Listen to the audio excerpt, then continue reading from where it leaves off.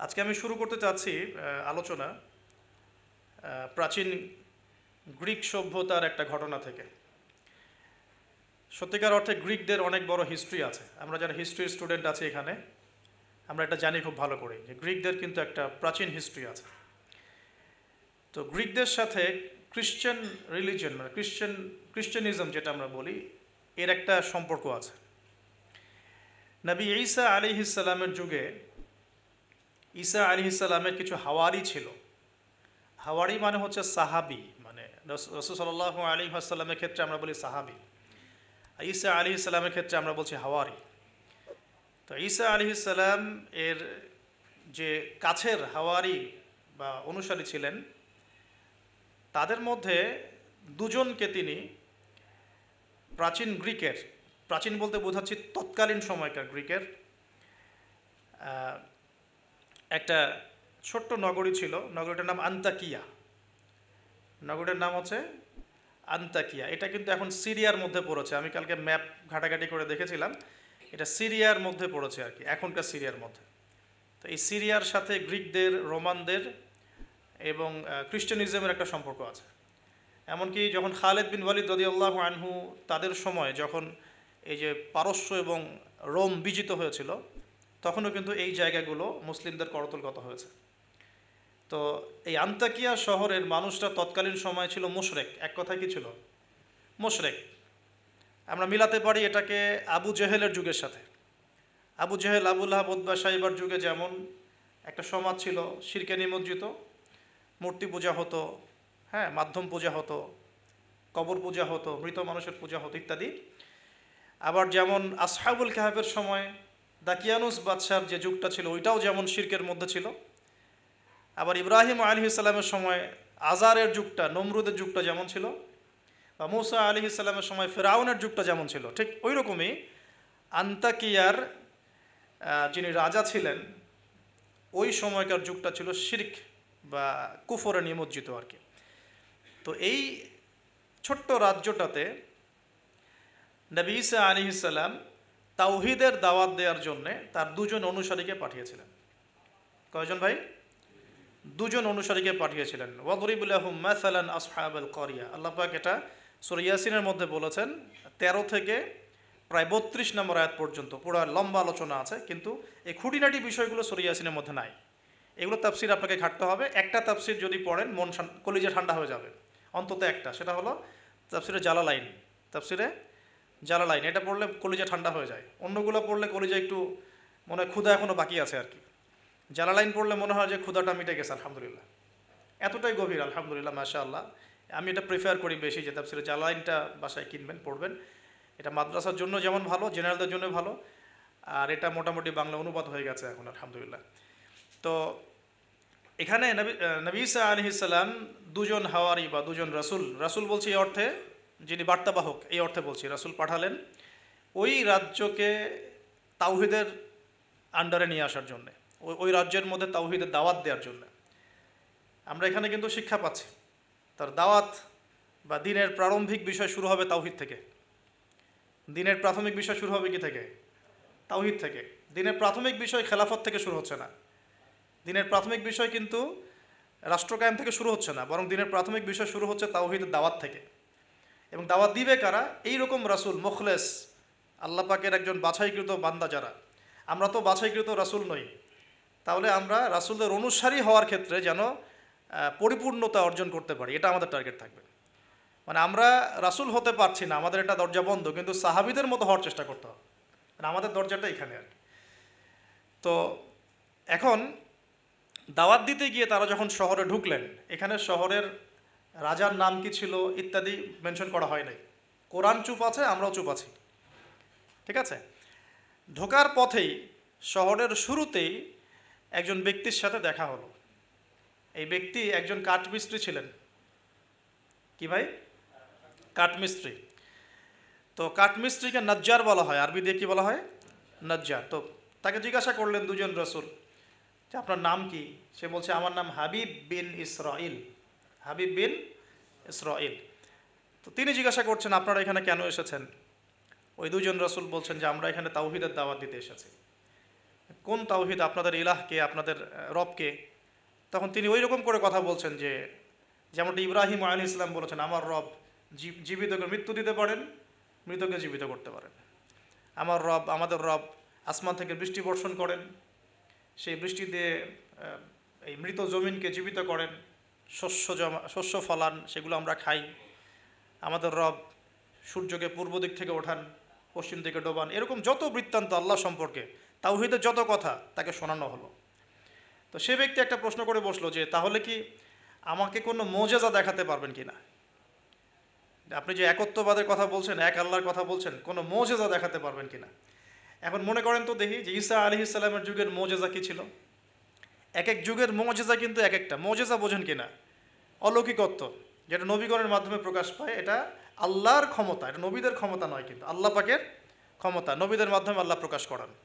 আল্লাহ পাক এই জামানাতেও আল্লাহ পাকের অলিদের মাধ্যমে ক্ষমতা প্রকাশ করাতে পারেন। আল্লাহ পাক এখনও ক্যাপেবল এটার জন্য। তো সেরকম মানুষ হতে হবে আগে, সেরকম মানুষ তো হতে হবে। অনেক আল্লাহর বান্দা আছেন, দেখবেন আপনার জন্য দোয়া করছে, আপনার সমস্যা দূর হয়ে গেছে, হয়নি? এমন হয়। তো আল্লাহ পাক, এটা তার ক্ষমতা না, ক্ষমতা কার? আল্লাহ পাকের। এখন ওই সময়কার মোজেজা ছিল কিন্তু কুষ্ঠ রোগীকে ভালো করে দেয়া, মনে আছে? অন্ধত্ব দূর করে দেয়া, এবং মৃত ব্যক্তিকে জীবিত করেছেন ঈসা আলাইহিস সালাম আল্লাহর হুকুমে, মনে আছে? যে যুগের মোজেজা, মানে যে যুগটা, যে বিষয়ে বেশি বৈচিত্র্যময় ছিল, ওই যুগে আল্লাহ পাক ওই মোজেজাই দিয়েছেন। যেমন সুলাইমান আলাইহিস সালামের সময় জিনদের খুব দাপট ছিল, বুঝছেন? তো সুলাইমান আলাইহিস সালামের সময় জিনদের দাপটটা বেশি ছিল। আল্লাহ পাক জিনদের উপর সুলাইমান আলাইহিস সালামকে কন্ট্রোল দিয়ে দিয়েছে। ওই যে বাতাসে তার সিংহাসন ফ্লাই করতে শুরু করলো, তার আংটির মধ্যে আল্লাহ পাক ক্ষমতা দিয়ে দিলেন। জিনদেরকে যে কাজ করতে বলতো সেই কাজ জিনরা করতে বাধ্য হতো, মনে আছে ঘটনা?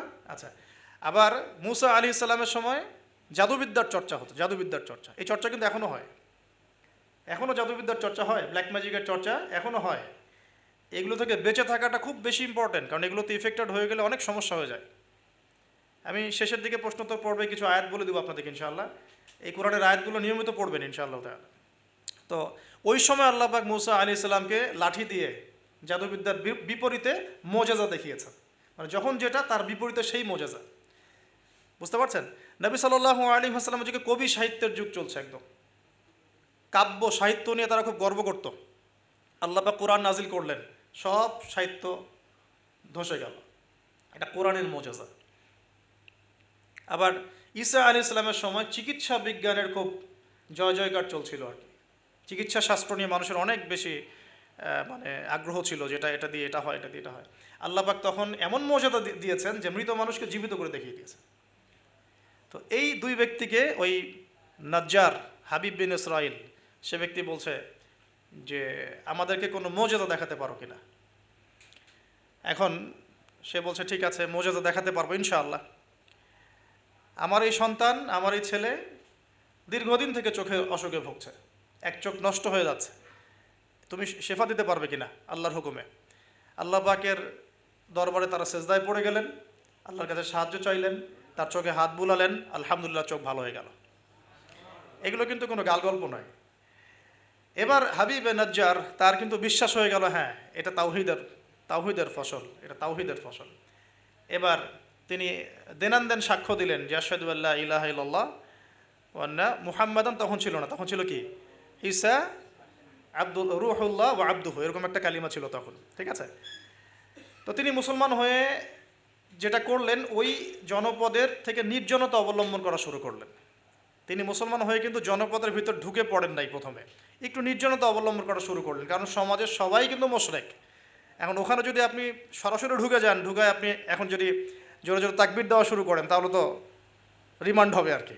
তো তিনি নিজেকে একটু সেফ করে একা একা ইবাদত করা শুরু করলেন। এখানে আমাদের শিক্ষা আছে কিন্তু। আমি এই হাবিবে নাজ্জারের ঘটনা, ওই তৎকালীন সময়কার ওই আন্তাকিয়া শহরের শিরক, এগুলোর সাথে আপনি বর্তমান বিশ্বকে মেলাতে পারবেন। এখনকার বিশ্বের অবস্থাও কিন্তু মোটামুটি এরকমই। অনেক আলোচনা আমি আগে করেছি বিগত লেকচারগুলোতে, যে এই ওয়ার্ল্ডের প্রতিটা ডিপার্টমেন্টেই শিরক আছে, একদম এডুকেশন থেকে শুরু করে, শিক্ষা থেকে শুরু করে পলিটিক্স পর্যন্ত সবখানেই শিরক আছে। কোনো জায়গায় শিরক বাদ নাই। ইকোনমিক্সেও শিরক আছে, সামাজিক কালচারে শিরক আছে, আমাদের চিন্তা দর্শনে শিরক আছে, আমাদের মিডিয়ার মধ্যে শিরক আছে, আমাদের বুদ্ধিজীবীদের মধ্যে শিরক আছে, আমাদের রাজনীতিবিদদের মধ্যে শিরক আছে, আমাদের ধর্ম নেতাদের মধ্যেও শিরক আছে কোনো কোনো জায়গায়, আছে না? আছে। যদি আপনি ভালো করে খিজিরের মতো দেখতে শেখেন আপনি বুঝতে পারবেন এই ওয়ার্ল্ডটা শিরকের আন্ডারে আছে। এখন এই অবস্থায় হাবিবে নাজ্জার শহরে ঢুকে দাওয়াতি কাজ শুরু করেন নাই, একা একা তিনি নিজেকে তৈরি করেছেন, আগে তাস্কি আধ্যাত্মিক অর্থ অর্জন করার চেষ্টা করেছেন, ইবাদত বাড়িয়েছেন। এদিকে ওই দুজন রাসূল তারা শহরে প্রবেশ করলেন, বেশ কিছু সময় তারা মানুষকে দাওয়াত দেওয়ার চেষ্টা করলেন, কিন্তু মানুষ ইসলাম কবুল করছে না। ঠিক মক্কার অবস্থার মতোই। এই সূরাটা কোথায় নাজিল হয়েছে? মক্কায়। কোথায়? এই সূরা কিন্তু মদিনা নাজিল হয় নাই। তাহলে এই সূরার মধ্য দিয়ে আল্লাহ পাক রাসূল সাল্লাল্লাহু আলাইহি ওয়াসাল্লামকে শিক্ষা দিচ্ছেন, সাহাবীদেরকেও শিক্ষা দিচ্ছেন। ঠিক মাক্কি পরিবেশের মতোই তৎকালীন পরিবেশটা ছিল।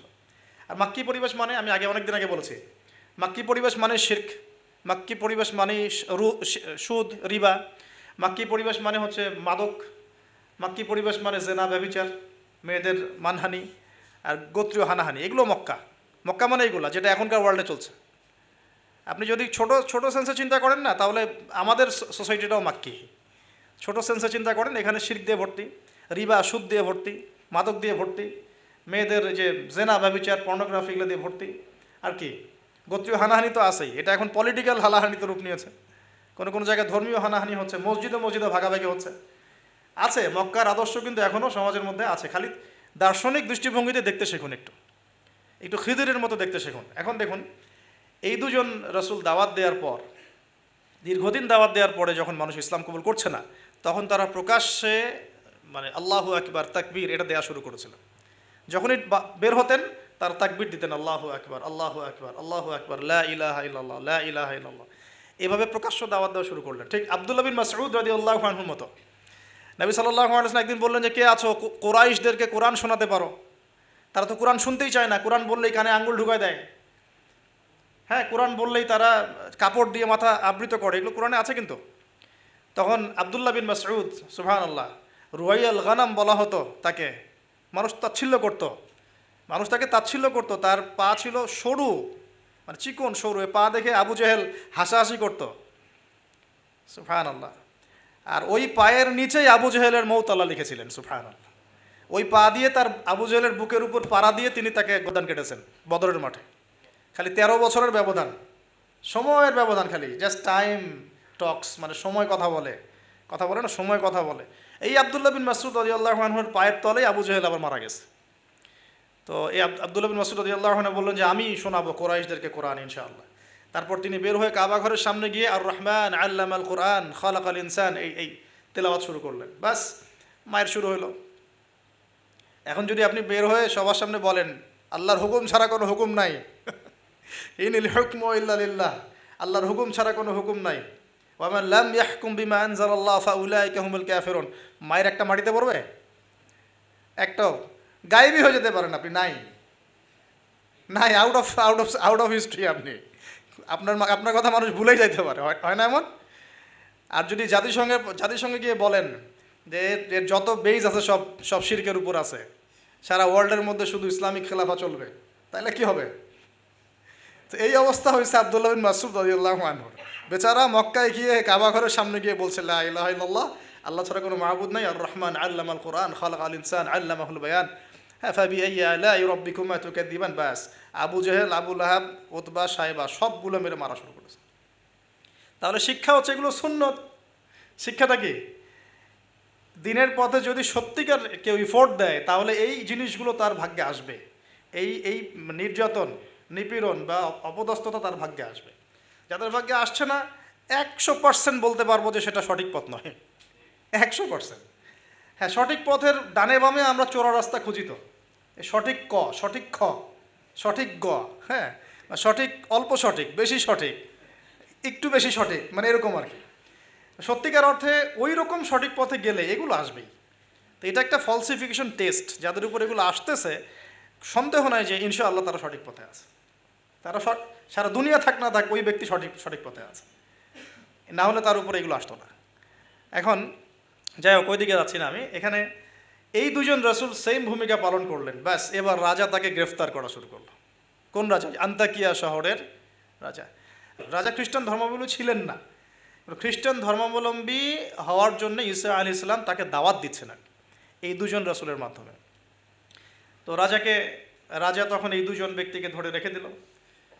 এই দুজন ব্যক্তির নাম এক একটা কিতাবে এক এক রকম এসেছে। আমি তিনটা নাম পেয়েছি আর কি।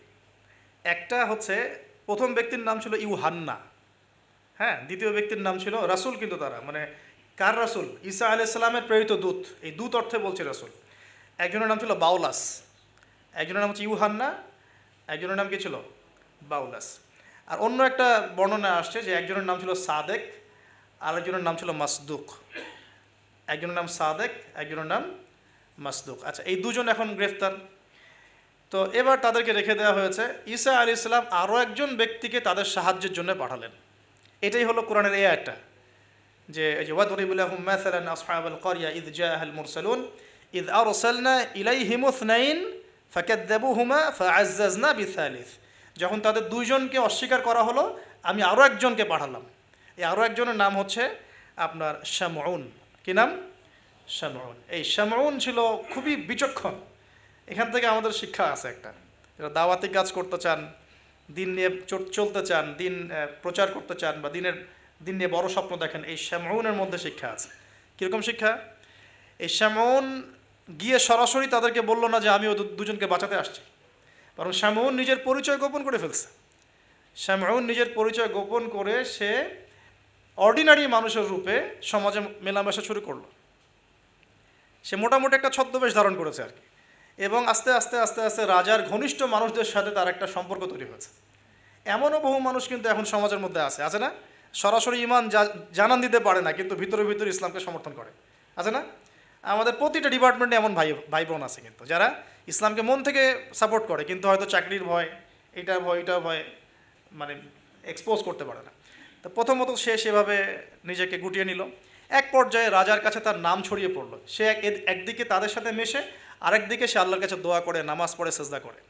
সে কিন্তু একজন আধ্যাত্মিক গুণে গুণান্বিত মানুষ। এক পর্যায়ে রাজার দৃষ্টি আকর্ষিত হলো তার প্রতি। ওই যে ইউসুফ আলাইহিস সালামের প্রতি রাজার দৃষ্টি আকর্ষিত হয়েছিল না? স্বপ্নের ব্যাখ্যা কেউ দিতে পারে না, ইউসুফ দিয়ে দিলেন। 7 বছর দুর্ভিক্ষ হবে, ওকে আমার কাছে নিয়ে আসো, ওকে আমার কাছে নিয়ে আসো, ওকে আমার কাছে নিয়ে আসো, আমি তাকে আমার নিকটস্থ কাছের মানুষ বানিয়ে দিব। তো রাজা বা শাসক যদি সৎ হন, মনের মধ্যে যদি সততা থাকে না, তিনি খুঁজে বের করতে পারবেন কার দ্বারা আসলে জাতির খেদমত হওয়া সম্ভব। এটা দায়িত্ব তাদের, খুঁজে বের করা যে কোন কোন মানুষদেরকে কাছে নিয়ে আসলে দেশের বা জাতির খেদমত হবে। এই সৎসাহস তো সবাই দেখাতে পারে না এখন এই ব্যক্তি, এই রাজা মোটামুটি এদিক থেকে বিচক্ষণ ছিল। সে এই শামউনকে কাছাকাছি নিয়ে আসলো, নিয়ে এসে বলল যে তোমার সব কথাবার্তা আমার কাছে খুব ভালো মনে হয়, তোমার জ্ঞানতাত্ত্বিক কথাবার্তাগুলো তুমি বলো, এগুলো খুব ভালো মনে হয়, তো তুমি আমার কি উপকার করতে পারো? তো শামউন বলছে যে আমি শুনেছি যে আপনার জেলখানায় দুজন ব্যক্তি আছে। কোন দুজন? আগে দুজন গ্রেপ্তার। তো তাদের ব্যাপারে আপনার কি মন্তব্য? আমার মন্তব্য, আমি আসলে ভাবার সময় পাইনি তাদেরকে নিয়ে, রাজা খুব ব্যস্ত ছিল। তাকে আমার কাছে নিয়ে আসেন, আমি কিছু কথা বলতে চাই তাদের সাথে। শামউনের কথা শুনে রাজা নিয়ে আসলেন তাদের দুজনকে। এবার কৌশলে শামউন এই দুজন ব্যক্তির মধ্য দিয়ে রাজাকে দাওয়াত দিচ্ছে। শামউন কৌশলে এই দুই ব্যক্তির মাধ্যমে রাজাকে দাওয়াত দিচ্ছে।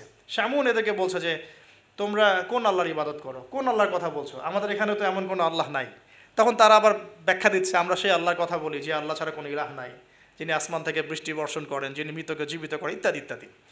তাওহীদের সব কথা তারা বলা শুরু করলেন, এবং রাজা কিন্তু শুনছে। শোনার মাধ্যমকে শামউন নিজে। তাহলে এখানে আমাদের শিক্ষা আছে না? তা আপনারা একটু ইসলামের পথে আসলেই সমাজ থেকে ডিসকানেক্টেড হতে চান কেন? সমাজের মধ্যেই থাকতে হবে, সমাজের মধ্যে থেকেই আপনি সমাজের ভিতর ইসলাম ছড়িয়ে দিবেন ইনশাআল্লাহ। ঠিক আছে? ইনশাআল্লাহ একদিন সমাজ পরিবর্তন হবে। আমরা যদি সমাজ থেকে ডিসকানেক্টেড হয়ে যাই, তাহলে তো সমাজ নষ্ট হয়ে যাবে। তো দেখুন, অনেক যুবক ছেলে আমাদেরকে বলে, ভাইয়া নামাজ পড়তাম না, এখন নামাজ পড়ি, এখন বিসিএস পরীক্ষা দিব না ভাবছি। কেন দিবেন না? ওর সাথে কী সম্পর্ক, ওর সাথে কী শত্রুতা? আপনি আরও বড় বড় পোস্টে যান, মানুষকে তাওহীদের দাওয়াত দেন, তাওহীদ প্রতিষ্ঠার চেষ্টা করেন।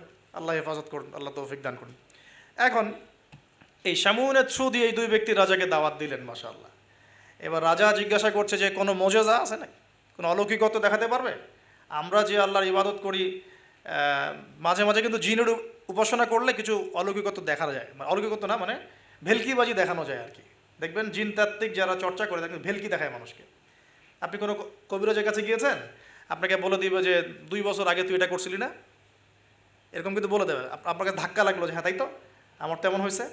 আসলে ও যে জিনের উপাসনা করে, ওই জিন আপনার যে কারিন আছে এর সাথে কানেকশন ফিক্স করে আর কি। কারণ আপনার জিন ফিউচার জানে না, কিন্তু আপনার জিন তো আপনার হিস্ট্রি জানে। আপনার জিন আপনার হিস্ট্রি জানে। তো তো তখন আপনার কাছে মনে হলো হ্যাঁ তাই তো, আমি তো অমুক দিন অমুক মেয়ের জন্য দাঁড়াইছিলাম ওইখানে। হ্যাঁ আচ্ছা, ঠিক আছে। এখন সে বলল যে হ্যাঁ আমরা মৌজাদা দেখাবো ইনশাল্লাহ। কি মৌজাদা? 7 দিন আগে একটা বাচ্চা ওই ওই রাজ দরবারে মারা গেছে। কয়দিন আগে? দাফন হয়নি এখনো, 7 দিন আগে মারা গেছে, লাশ সংস্কার হয়নি, লাশের অবস্থাও ভালো না। এখন এই 2 ব্যক্তি আল্লাহর কাছে দোয়া করলেন, আল্লাহ আজকে যদি তুমি মোজেজা আমাদের হাত দিয়ে আমাদের মাধ্যমে দেখাও, ইনশাআল্লাহ এরা তাওহীদের উপর চলে আসবে। তো আল্লাহ রাব্বুল আলামিন মুজিজা দেখালেন, ওই 7 দিনের মৃত বাচ্চা জীবিত হয়ে উঠল। এবার জীবিত হয়ে সে বলে উঠল যে আমি আসমানে দেখেছি, এই বাচ্চা বলছে এবার, আমি আসমানে দেখেছি একজন সুন্দর মানে চুলের বর্ণনা দেওয়া হয়েছে যে আমরা যেটাকে সিল্কি চুল বলি আর কি, লম্বা কাত পর্যন্ত সিল্কি চুলওয়ালা একজন মানুষ, একজন ব্যক্তি 3 জনের জন্যে আল্লাহর কাছে দোয়া করছে। কয়জনের জন্যে? তার মানে সে মেবি ঈসা আলাইহিস সালামের দিদার পেয়েছে, মেবি, আল্লাহ ভালো জানেন, এটা এটা বারজাক। এখন রাজা এবার হকচকিয়ে গেল, 3 জনকে কে? আমরা তো 2 জন জানি, 3 জনকে। তখন ওই ব্যক্তি বলছে শামউন একজন, এই ব্যক্তি একজন। তখন শামউন দেখলেন যে রাজার এর উপর বেশ প্রতিক্রিয়া সৃষ্টি হয়েছে কথার উপরে। তখন শামউন আরও বড় চাপ দিল এই 2 জনকে যে না, তোমাদের এটা হয়তো কোনো জাদু হতে পারে। শামউন, তোমাদের কোনো জাদু হতে পারে, আমাদের এই রাজার এক মেয়ে মারা গেছেন, তোমরা পারলে তাকে জীবিত করে দেখাও দেখি। এবার তারা 2জন আবার সেজদায় পড়ে গেলেন, আল্লাহর কাছে দোয়া করলেন। আল্লাহ রাব্বুল আলামিন ওই রাজার দীর্ঘদিন আগে মৃত্যুবরণকারী একজন মেয়ে, তাকে কবর থেকে জীবিত করে তুলে দিলেন। এই মেয়ে একই কথা বলছে যে আমরা দেখেছি এই 3 জনের জন্য একজন ব্যক্তি আল্লাহর কাছে দোয়া করছে। এবার মাশাআল্লাহ মুজিজা প্রকাশ পেয়ে গেল। কিন্তু এই মুজিজা প্রকাশ পাওয়ার পরেও আপনারা তো জানেন যে ফেরাউনের সামনে কতগুলো মুজিজা দেখানো হয়েছে? 9টা। কয়টা? 9টা। একবারে 9টা না, কিন্তু ব্যাক টু ব্যাক বছর বছর 9টা। তারপরে কি ফেরাউন ঈমান আনছে? আবু জেহেলের সামনে কতগুলো মুজিজা আসছে, সে কি ঈমান আনছে? আজারের সামনে কি ইব্রাহিম আলাইহিস সালামের মতো মানুষ থাকা সত্ত্বেও সে কি ঈমান আনছে? এরকম বহু মানুষ পৃথিবী থেকে চলে গেছে যাদের সামনে অগণিত মুজিজা আসার পরেও ঈমান নিয়ে আসেনি। আবার অনেক মানুষ এক দোয়ার বরকতে ঈমান নিয়ে চলে আসছে। খালিদ বিন ওয়ালিদের কথা শুনুন। খালিদ বিন ওয়ালিদ রাদিয়াল্লাহু আনহু উহুদে যুদ্ধ করেছেন ইসলামের এগেনস্টে।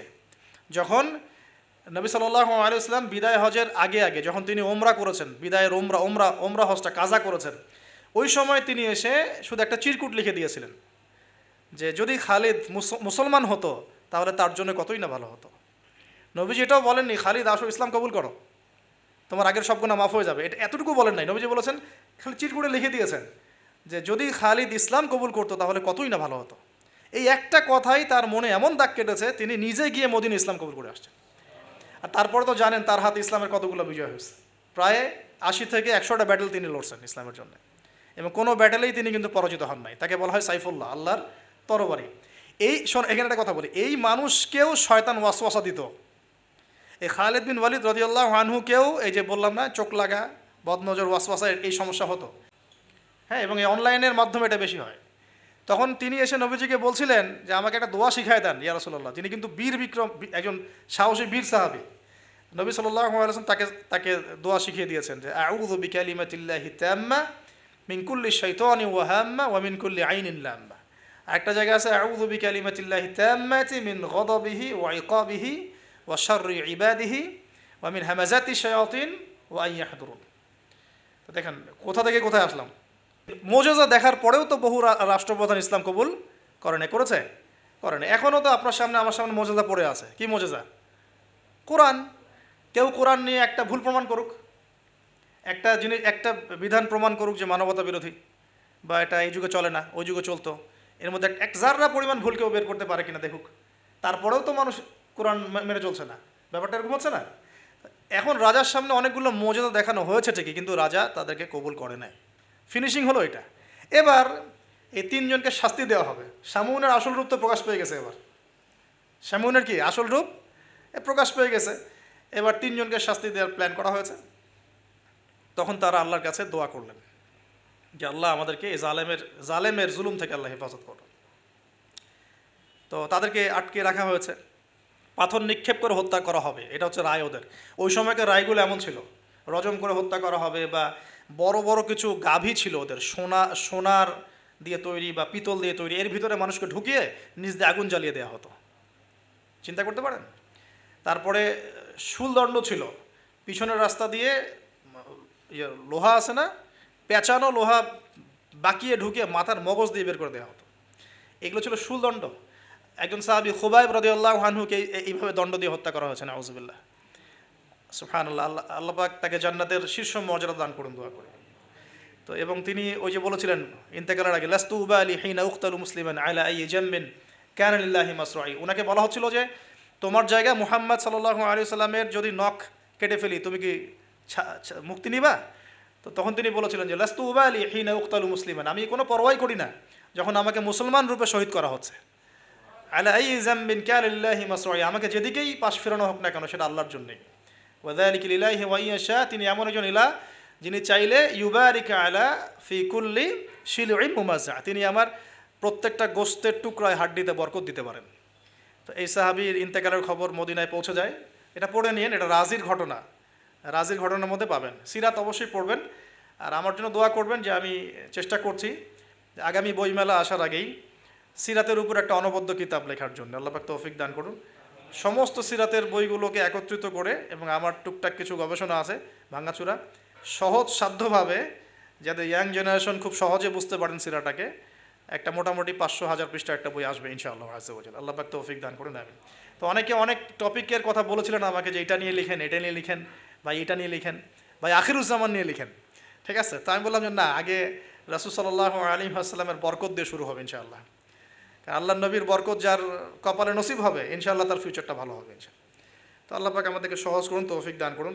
এখন এখানে এই তিনজনকে আটকে রাখার পর যেটা বলছিলাম, এবার তাদেরকে পাথর নিক্ষেপ করে হত্যা করার কথা বলা হয়েছে, আর তারা এখানে আল্লাহর কাছে দোয়া করছেন। এর ফলশ্রুতিতে ওই রাজ্যের মধ্যে দেন দুর্ভিক্ষ শুরু হয়ে গেল। কী হলো ভাই?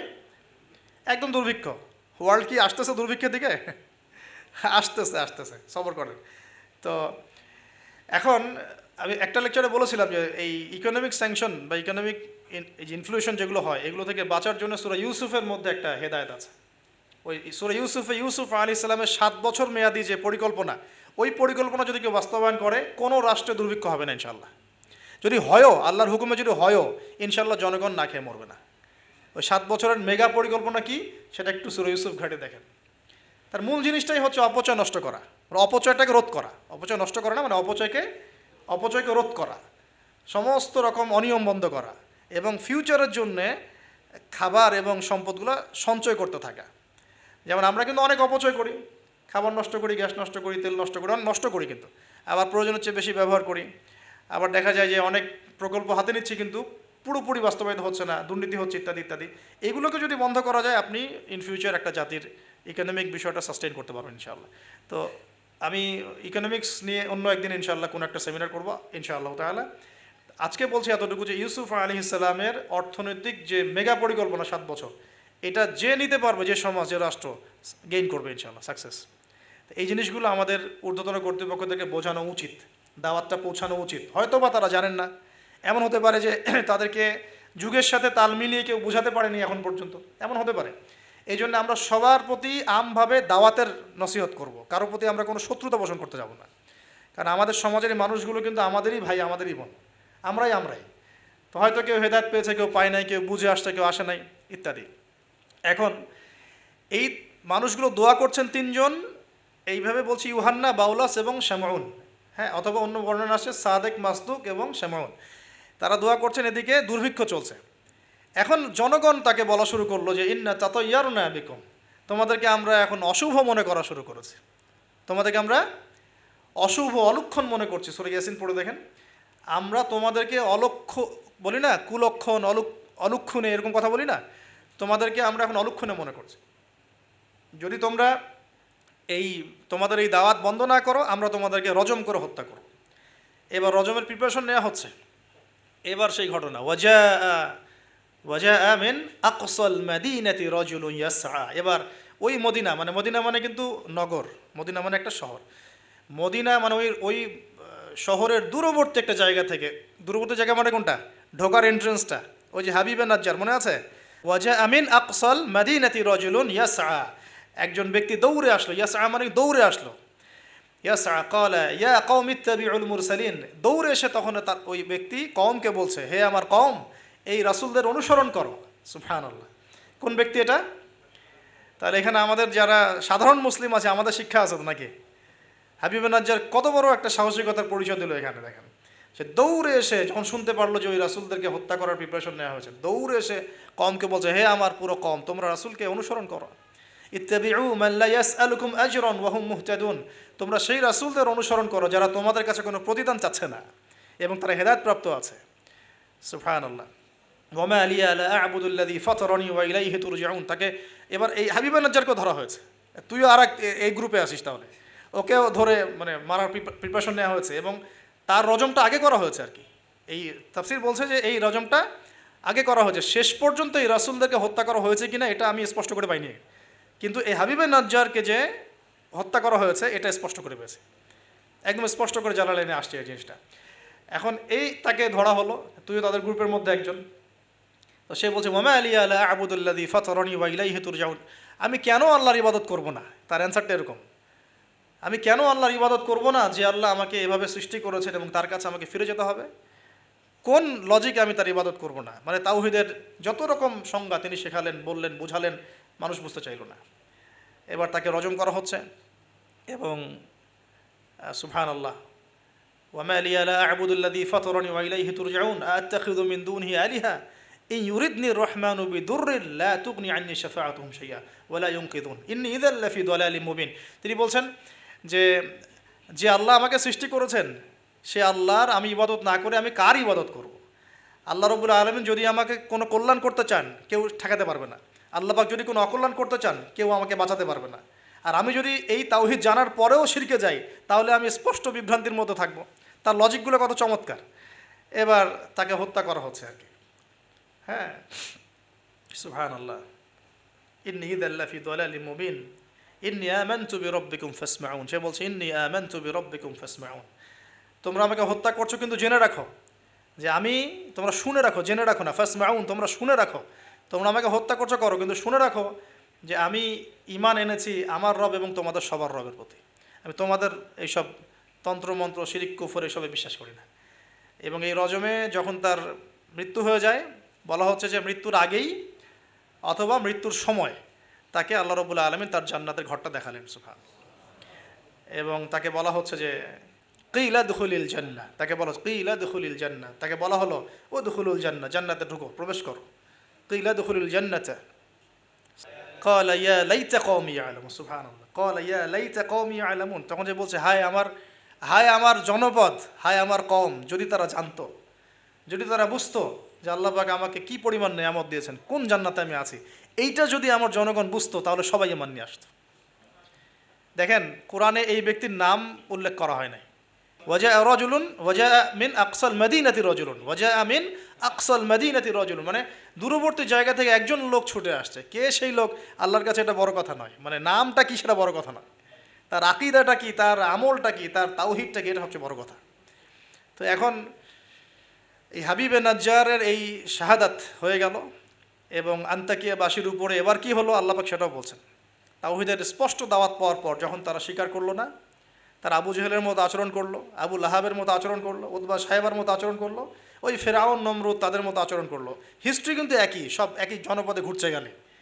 এই মুশরিকদের মতো আচরণ যখন অব্যাহত থাকলো, আল্লাহ পাক বলছেন যে আমি তাদের উপরে কোনো বড় সেনাবাহিনী পাঠাই নাই, আমি তাদের উপরে কোনো বড় সেনাবাহিনী পাঠাই নাই, কোনো বাহিনী নাজিলও করি নাই, শুধু ছিল এটা সয়হাতান ওয়াহিদা, একটা মাত্র বড় বিকট চিৎকার, ইন কানাত ইল্লা সয়হাতান ওয়াহিদা, শুধুমাত্র একটা বজ্রনিনাদ প্রচণ্ড শব্দে আল্লাহ পাক পুরো কওমকে ধ্বংস করে রেখে দিলেন একশেষ। এই কওমে কতজন মানুষ ছিল? হয়তো বা 1 লাখ, 2 লাখ, 3 লাখ, 4 লাখ, 5 লাখ, 10 লাখ, আল্লাহ ভালো জানেন। এর মধ্যে 4 জন ব্যক্তির নাম আমরা পাচ্ছি তাওহীদপন্থী। ওই 4 জন ব্যক্তিকে কেন্দ্র করে সূরা ইয়াসিন আয়াত নাজিল হয়েছে। রাসূল সাল্লাল্লাহু আলাইহি ওয়াসাল্লাম মক্কায় হয়তো হাজার হাজার মানুষ ছিল, কিন্তু আমরা আবু বকর, ওসমান, ওমর, আলীর নাম মনে রাখছি। আসহাবুল কাহাফের মধ্যে হয়তো হাজার হাজার লাখ লাখ মানুষ ছিল, কিন্তু আমরা ওই 7জন বা 9জন যুবকের কথা মনে রাখছি। খেয়াল করে দেখেন, ইব্রাহিম আলাইহিস সালামের সময় হয়তো লাখ লাখ মানুষ ছিল সমাজের মধ্যে, কিন্তু আমরা মনে রাখি ইব্রাহিম আলাইহিস সালাম, লূত আলাইহিস সালামের কথা, বিবি সারা আলাইহিস সালামের কথা, হাজরা আলাইহিস সালামের কথা, এই কয়জন মানুষের কথা, ইসমাইল, ইসহাক। এরকম প্রত্যেক যুগে যুগে আপনি দেখবেন যে তাওহীদপন্থী মানুষের সংখ্যা কিন্তু কম, এবং আল্লাহ পাকের অনুগত বান্দাদের সংখ্যা খুব কম। এই ঘটনাটা আল্লাহ রাব্বুল আলামিন এই আন্তাকিয়াবাসীর এই ঘটনাটাকে সূরা ইয়াসিনের এই 13 থেকে প্রায় 32 নম্বর আয়াত পর্যন্ত পুরোটা নিয়ে আসছেন। এবং এর মধ্য দিয়ে আল্লাহ রাব্বুল আলামিন আমাদেরকে যে মেসেজগুলো দিতে যাচ্ছেন সেটা হলো, যে পয়েন্ট আকারে ফাইন্ড আউট করি। দেখুন, এক, ফার্স্ট অফ অল রাসূলদের কাজ যারা করবেন, মানে রাসূলের কাজ মানে কি, দাওয়াতি কাজ, তাবলীগের কাজ, মানুষকে তাওহীদের প্রচার করবেন, প্রসার করবেন, দিনের ফিকির করবেন, দিন নিয়ে দিন প্রতিষ্ঠার স্বপ্ন দেখবেন, তাদেরকে সর্বপ্রথম আগে তাওহীদপন্থী হতে হবে। তাওহীদপন্থী মানে এই ভেজাল তাওহীদপন্থী না, এই তাওহীদ না যে আমি তাগুতও মানি আবার ইয়াও মানি, মানে ইসলামও মানি, আমি তাগুতও মানি, আমি কুফরও মানি, আমি সুদও মানি, হ্যাঁ, আমি দলীয় বিভাজনও মানি, আমি কি বলবো যে ব্যক্তি পূজাও করি, আমি শায়েখ পূজাও করি, আমি সবই করি, আবার তাওহীদও আছে। মানে এইরকম গোলালো মার্কা তাওহীদের কোনো কাজ নাই বাংলাদেশে। যদি বাংলাদেশে আমরা ইসলাম নিয়ে বড় স্বপ্ন দেখি, তাহলে আগে তাওহীদের ডেফিনেশন শিখতে হবে। তাওহীদ কাকে বলে? লা ইলাহা ইল্লাল্লাহ মানে আল্লাহ ছাড়া কিছুই নাই, এই কথা স্পষ্ট করে আমাদের বলার মতো সৎসাহস থাকা উচিত এবং বলার মতো যোগ্যতা থাকা উচিত। মানুষকে বোঝানোর ক্ষমতা থাকা উচিত যে লা ইলাহা ইল্লাল্লাহ মানে কি। মানে আমি কালিমা পড়েছি, এদিকে আমি কবরও সেজদা করব? আমি কালিমা পড়েছি লা ইলাহা ইল্লাল্লাহ, এখন আমি কি মানে মৃত মানুষের কাছে পূজা করতে পারি? আমি কি লা ইলাহা ইল্লাল্লাহ বলার পরে আল্লাহ পাক ছাড়া অন্য কারো বিধানের সামনে দাসত্ব করতে পারি? এই জিনিসগুলো আমাদের স্পষ্ট করে বোঝা উচিত আগে। তাওহীদের উপর থাকা এবং তাওহীদ বোঝায়, তাওহীদের দাওয়াত মানুষকে দেওয়া। আপনারা কিতাবুত তাওহীদ, শিরক কি ও কেন, এই টাইপের অনেকগুলো বই পাবেন বাজারে, এগুলো পড়লেও তাওহীদ সম্পর্কে অনেক কিছু জানতে পারবেন ইনশাআল্লাহ। আর সব তাওহীদ একসাথে এস্টাবলিশ করা যায় না, ধাপ থাকে। ব্যক্তি পর্যায়গুলো আগে আমরা সংশোধন করব, আমাদের পরিবারটাকে সংশোধন করার চেষ্টা করব ইনশাআল্লাহ। আস্তে আস্তে আমরা তাওহীদের দাওয়াত মানুষকে দিব। আল্লাহ পাক যখন কবুল করবেন দেখবেন ইনশাআল্লাহ তাআলা, শুধুমাত্র আমরা আমাদের সমাজ কেন, আখিরুজ্জামানের হাদিসগুলো বলছে যে ইসলাম পুরো বিশ্বের প্রতিটা ঘরে প্রবেশ করবে ইনশাআল্লাহ। একটা কাঁচা ঘর বাকি থাকবে না, একটা পাকা ঘরও বাকি থাকবে না, এমনটাই হাদিস এসেছে। একটা কাঁচা ঘরও বাকি থাকবে না, একটা পাকা ঘরও বাকি থাকবে না, যেখানে লা ইলাহা ইল্লাল্লাহ প্রবেশ করবে না। এটা হবে ফিউচার, ওয়ার্ল্ডের ফিউচার এইটা। যত ফিউচারের কথাই মানুষ বলুক না কেন, ভিশন 2030, 2040, 2050, হ্যাঁ, ভিশন কবলাল কেয়ামা, মানে ভিশন ইদি আর ভিশন ঈসা আলাইহিস সালাম হচ্ছে যে পৃথিবীর প্রতিটা ঘরেই তাওহীদের কালিমা লা ইলাহা ইল্লাল্লাহ প্রবেশ না করে আল্লাহ পাক কিয়ামত দিবেন ইনশাআল্লাহ। এটা হলো আল্লাহ পাকের হুকুম, হয়ে গেছে, কুদি আল আমর, লেখা হয়ে গেছে এটা। এখন আমরা আগে, তাহলে আমাদের দায়িত্ব কি ভাই? আগে তাওহীদ শিখতে হবে। এখন তাওহীদ তো একা একা শেখা যায় না, স্পেশালি আপনারা যারা জেনারেল ব্যাকগ্রাউন্ড থেকে আসছেন, সবাই তো আর একা একা পড়ে কেউ আলেম হয়ে যেতে পারবো না, পারবেন? অতএব এখানে দৃষ্টিভঙ্গি আগে প্রশস্ত রেখে উলামায়ে কেরামের দ্বারস্থ হন। উলামায়ে কেরামের দ্বারস্থ হওয়ার সময় সাম্প্রদায়িক হয়ে যাবেন না, যে আমি এই আকীদা ফলো করি, এই মানহাজ ফলো করি, এই মাযহাব ফলো করি, বাস ইনাদেরকেই ধরে বসে থাকবো, আর কারো কাছে যাব না। এই চিন্তাটাও ঠিক না, কারণ জ্ঞান কিন্তু সবার কাছেই আছে, জ্ঞান সবার কাছেই আছে। আপনি যদি বলেন যে আমি হানাফি মাযহাবের সব মানি আলহামদুলিল্লাহ, আমি শাফিঈ মাযহাবের সব মানি আলহামদুলিল্লাহ, আহমদ বিন হাম্বল রাহিমাহুল্লাহকে শ্রদ্ধা করি, তার জ্ঞান আমি নিব ইনশাআল্লাহ, ইমাম মালিক রাহিমাহুল্লাহকে শ্রদ্ধা করি, তার জ্ঞান নিব, আপনি অনেক বেশি জ্ঞান পাবেন, অনেক বেশি জ্ঞান পাবেন। আর যদি এত কিছু বোঝার ক্ষমতা আপনার না থাকে, কমসে কম একটা স্কুল অফ থট ফলো করেন, সমস্যা কি? সাধারণ মানুষ, আমার অত কিছু বোঝার ক্ষমতা নাই ভাই, আমি একজন ইমামকে ফলো করি, ব্যাস হয়ে গেল, এতটুকু যথেষ্ট। এখন আমাদের প্রথম কাজ হলো তাহলে প্রিয় ভাইয়েরা, তাওহীদ শেখা এবং তাওহীদ শেখার জন্য উলামায়ে কেরামের দ্বারস্থ হওয়া। আল্লাহ পাক তৌফিক দান করুন। এবং এই জায়গায় আমরা কিন্তু সাম্প্রদায়িক হব না, আমরা সংকীর্ণ চিন্তাভাবনা করব না, আমরা আমাদের চিন্তাভাবনাগুলোকে প্রশস্ত রাখার চেষ্টা করবো। আল্লাহ পাক তৌফিক দান করুন, সকলেই বলে আমিন। সেকেন্ড পয়েন্টটা আমরা ফাইন্ড আউট করতে পারি। দেখুন, দাওয়াত দেওয়ার সময় রাসূলগণ কিন্তু ধনী গরিব ভেদাভেদ করে দাওয়াত দেন। হাবিবে নাজ্জার কী ছিল পেশা? একজন কাঠমিস্ত্রি। আমরা তো রিক্সাওয়ালাকে দাওয়াত দিয়ে গিল্টি ফিল করি, আমাদের প্রেস্টিজ ইস্যু হয়, ওকে দাওয়াত দিব কিসের ইসলামে? হ্যাঁ, তো আমরা সমাজে ছোট বড় ধনী গরিব পাপী ফাসেক জালেম মুত্তাকি সব শ্রেণীর মানুষের মধ্যে দাওয়াতি কাজ করবো ইনশাআল্লাহ। আল্লাহ পাক তৌফিক দান করুন, আমিন।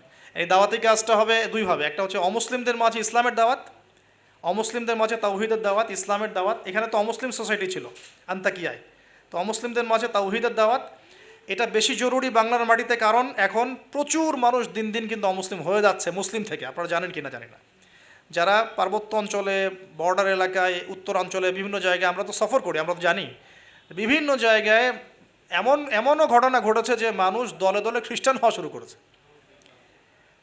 দেখুন রাসূল সাল্লাল্লাহু আলাইহি ওয়াসাল্লাম আমাদের মাঝে এখন সশরীরে নাই, তা তিনি কি রেখে গেছেন আমাদের জন্য? এই দিনটাই তো। তা আমরা, আমার পকেটেও তসবিহ দানা আছে, গুনতে সহজ লাগে, আল্লাহুম্মা সাল্লি আলা মুহাম্মদ, আল্লাহুম্মা সাল্লি আলা মুহাম্মদ, এটা গোনা তো সহজ, বসে বসে দরুদ পড়া তো সহজ, কিন্তু রাসূল সাল্লাল্লাহু আলাইহি ওয়াসাল্লামের দিনের হেফাজত করা তো এত সহজ না। তাহলে কোন কাজটা করলে আমরা বড়মুখ করে রাসূলের সামনে দাঁড়াতে পারবো কিয়ামতের দিন? তার দিনের হেফাজত করলে। তো আমরা অমুসলিমদের মধ্যে দাওয়াতি কাজ তো করছিই না, যারা করছে তাদের সংখ্যা খুবই কম। আর যে দলে দলে দিন দিন মানুষ মুসলমান থেকে অমুসলিম হচ্ছে, এই ফিকিরও আমাদের নাই, এই ফিকিরও আমাদের মধ্যে নেই। আমরা তো পড়ে আসি ভাই, সত্যি কথা বলতে আমরা পড়ে আসি হাত বাঁধা নিয়ে আর কি। হাত বাঁধবো কোথায়? পায়ে পা কি কেমন করে লাগবো, কেনি আঙ্গুল নাকি গোড়ায় গোড়া? মানে আমাদের চিন্তা ভাবনাগুলো অনেক বিশাল, আমরা একদম মানে ওয়ার্ল্ড নিয়ে চিন্তা করতেছি। হ্যাঁ, আমরা চিন্তা করতেছি একদম ইসলামিক রেভলিউশন, খিলাফা, এই সেই, অথচ বাস্তবিক অর্থে আমাদের চিন্তা কোন জায়গায়? কেনি আঙ্গুলে না গোড়ায়? আপনি হাতটা উঠাবেন না উঠাবেন না, আপনি বাঁধলেন কোথায়? অনেকের অ্যাটিটিউড এতটাই এগ্রেসিভ যে মনে হয় যে হাত নিচ থেকে উপরে আসা মানে হচ্ছে অমুসলিম থেকে মুসলমান হয়েছে। আগে অমুসলিম ছিল, ভাবটা এমন যে আগে মুসলমান ছিলাম না ভাই, আগে দিন কিছুই বুঝতাম না, এখন আমি একদম পরিপূর্ণ সহিতে আসছি। তার মানে আগে আপনি সহিতে ছিলেন না। তো যারা এখন যে কোনো একটা মাযহাব ফলো করে, যেমন হাম্বলি মাযহাব ফলো করে মিডল ইস্টের মানুষরা, তারা বেশিরভাগই হাম্বলি মাযহাব ফলো করে। মালাকি মাযহাব ফলো করে দেখেন আফ্রিকান কন্টিনেন্টের মানুষরা। ইন্দোনেশিয়ার ওদিকে যাবেন, মালয়েশিয়া, ওখানে দেখবেন শাফঈ মাযহাব প্রচুর। এই সাবকন্টিনেন্টের মধ্যে হানাফি মাযহাবের প্রচলনটা বেশি। তার মানে কি এরা কেউই হকের উপর নাই? এই থটসটা আমরা কোথায় পেলাম? হ্যাঁ, এমন হতে পারে যে কিছু কিছু কাজ বা আমল মাযহাবের নামে চলছে, যেটা হয়তো কোরআন সুন্নাহ সমর্থন করছে না, সেক্ষেত্রে আমরা ওটা সংশোধন করবো, অবশ্যই করবো, কেন করবো না? তো আমরা আমাদের দৃষ্টিভঙ্গিটা একটু বড় করি, এইটাই ইসলাম নয়। এখান থেকে এখানে আসলাম মানে ইসলাম একদম আমার পরিপূর্ণ ঢুকে গেছে, বিষয়টা এমন নয়। আমাদের বড় চিন্তা করতে হবে। তাওহীদ, দিন দিন তাওহীদ বাংলার মাটি থেকে মানুষ শুষে নিচ্ছে। তাওহীদ তো শুষে নেওয়া হচ্ছে অনেক আগ থেকেই, তাওহীদ তো পানির মতো শুষে নেওয়া হচ্ছে অনেক আগ থেকেই। ব্যক্তিগত জীবনে হয়তো আমি সুন্নতের আমল করছি, ব্যক্তিগত জীবনে আমি তাসবিহ তাহলিল করছি, জিকির আজগার করছি, তাহাজ্জুদ পড়ছি, সত্যিকার অর্থে কি এটাই ইসলাম? ইসলাম বলতে এতটুকুই বোঝায়? তো এই জিনিসগুলো আমাদের একটু বড় করে ভাবা উচিত। আর ইখতিলাফি মাসআলাগুলোকে নিয়ে এত এত বেশি আর আল্লাহর রাস্তায় ঝগড়া করেন না। অলরেডি মসজিদ ভাগ হতে হতে হতে হতে আমরা মানে এমন একটা সময় ছিল যখন সবাই বলতো যে এইগুলা বাতিল, এইটাই হক। নাম বলছি না আমি, XYZ এগুলো বাতিল, এইটা হচ্ছে হক। তো পরে দেখা গেলো হকের মধ্যে হক, হক ক, হক খ, হক গ, হক ঘ, এগুলো শুরু হয়েছে এখন। আর আপনি কোথায় যাবেন?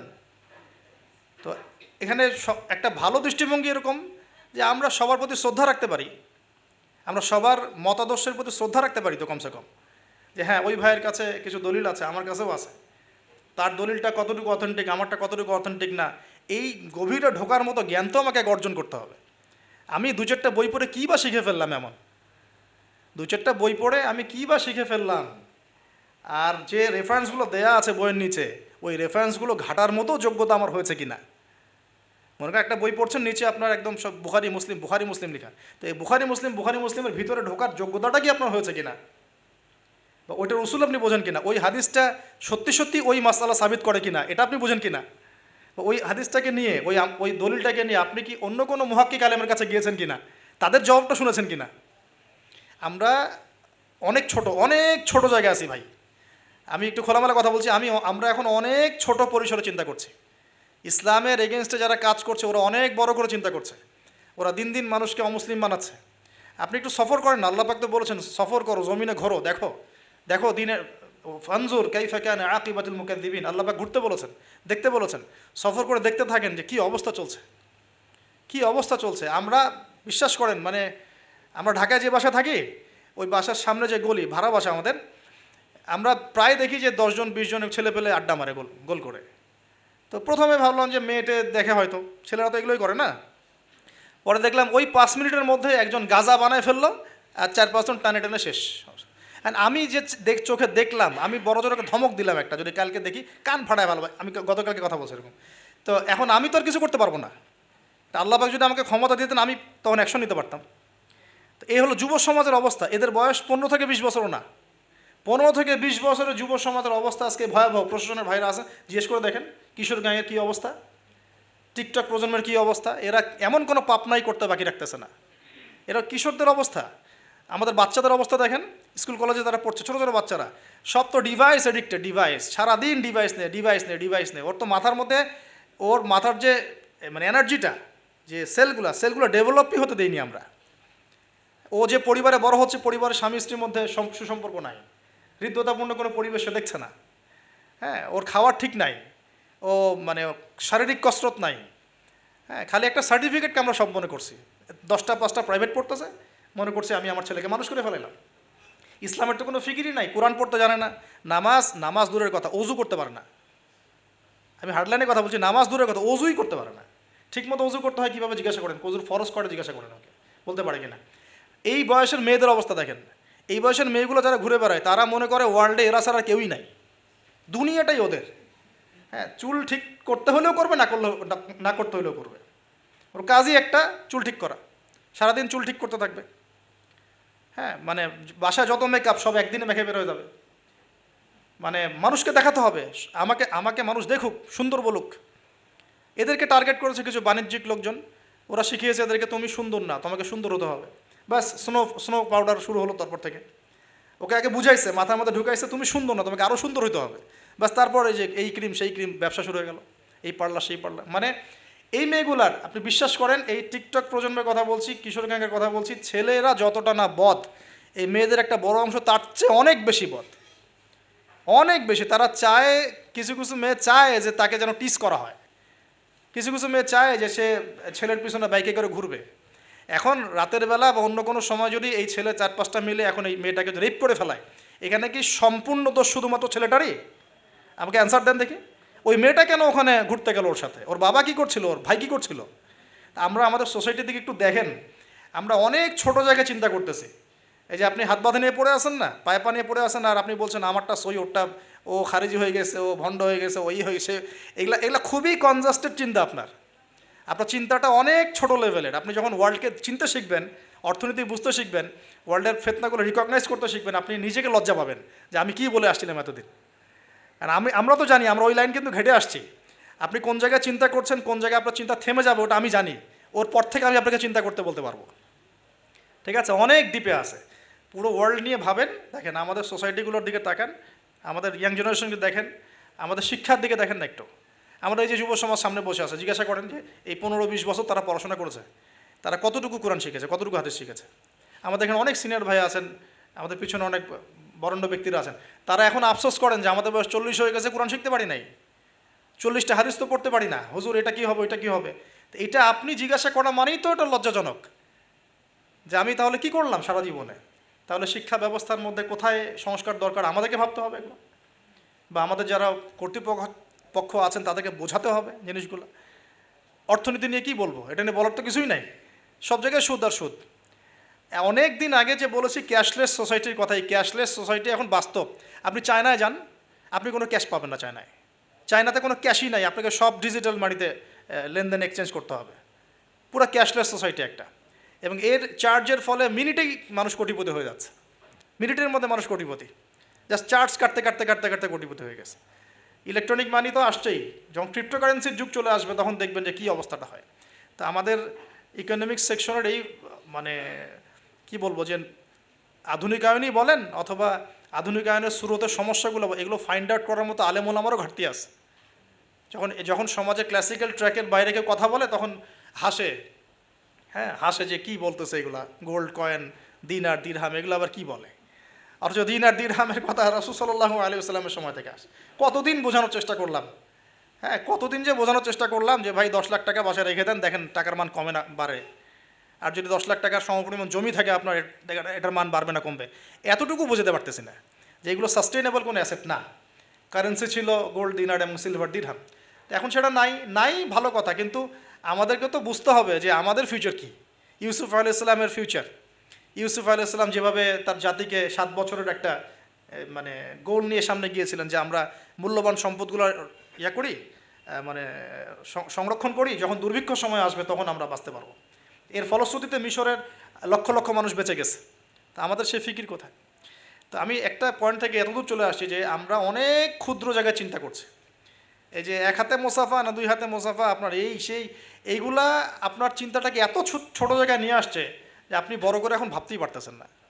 আর আমাদের দরকার, যদি আমরা সত্যি কথা বলছি, যদি আমরা চাই যে আমাদের সমাজ, দেশ এবং জাতি আগামীতে অনেক বেশি সমৃদ্ধি অর্জন করুক, আমাদের ক্রিটিক্যাল থিঙ্কার্স দরকার। আমাদের দরকার ক্রিটিক্যাল থিঙ্কার্স, যারা চিন্তা করতে পারে, ওয়ার্ল্ড নিয়ে ভাবতে পারে, মানে ইসলামটাকে ওয়ার্ল্ডের সাথে মিশাতে পারে। ইসলাম একদিকে পড়ে থাকবে আর ওয়ার্ল্ড একদিকে চলে যাবে, তাহলে তো হইল না কিছু।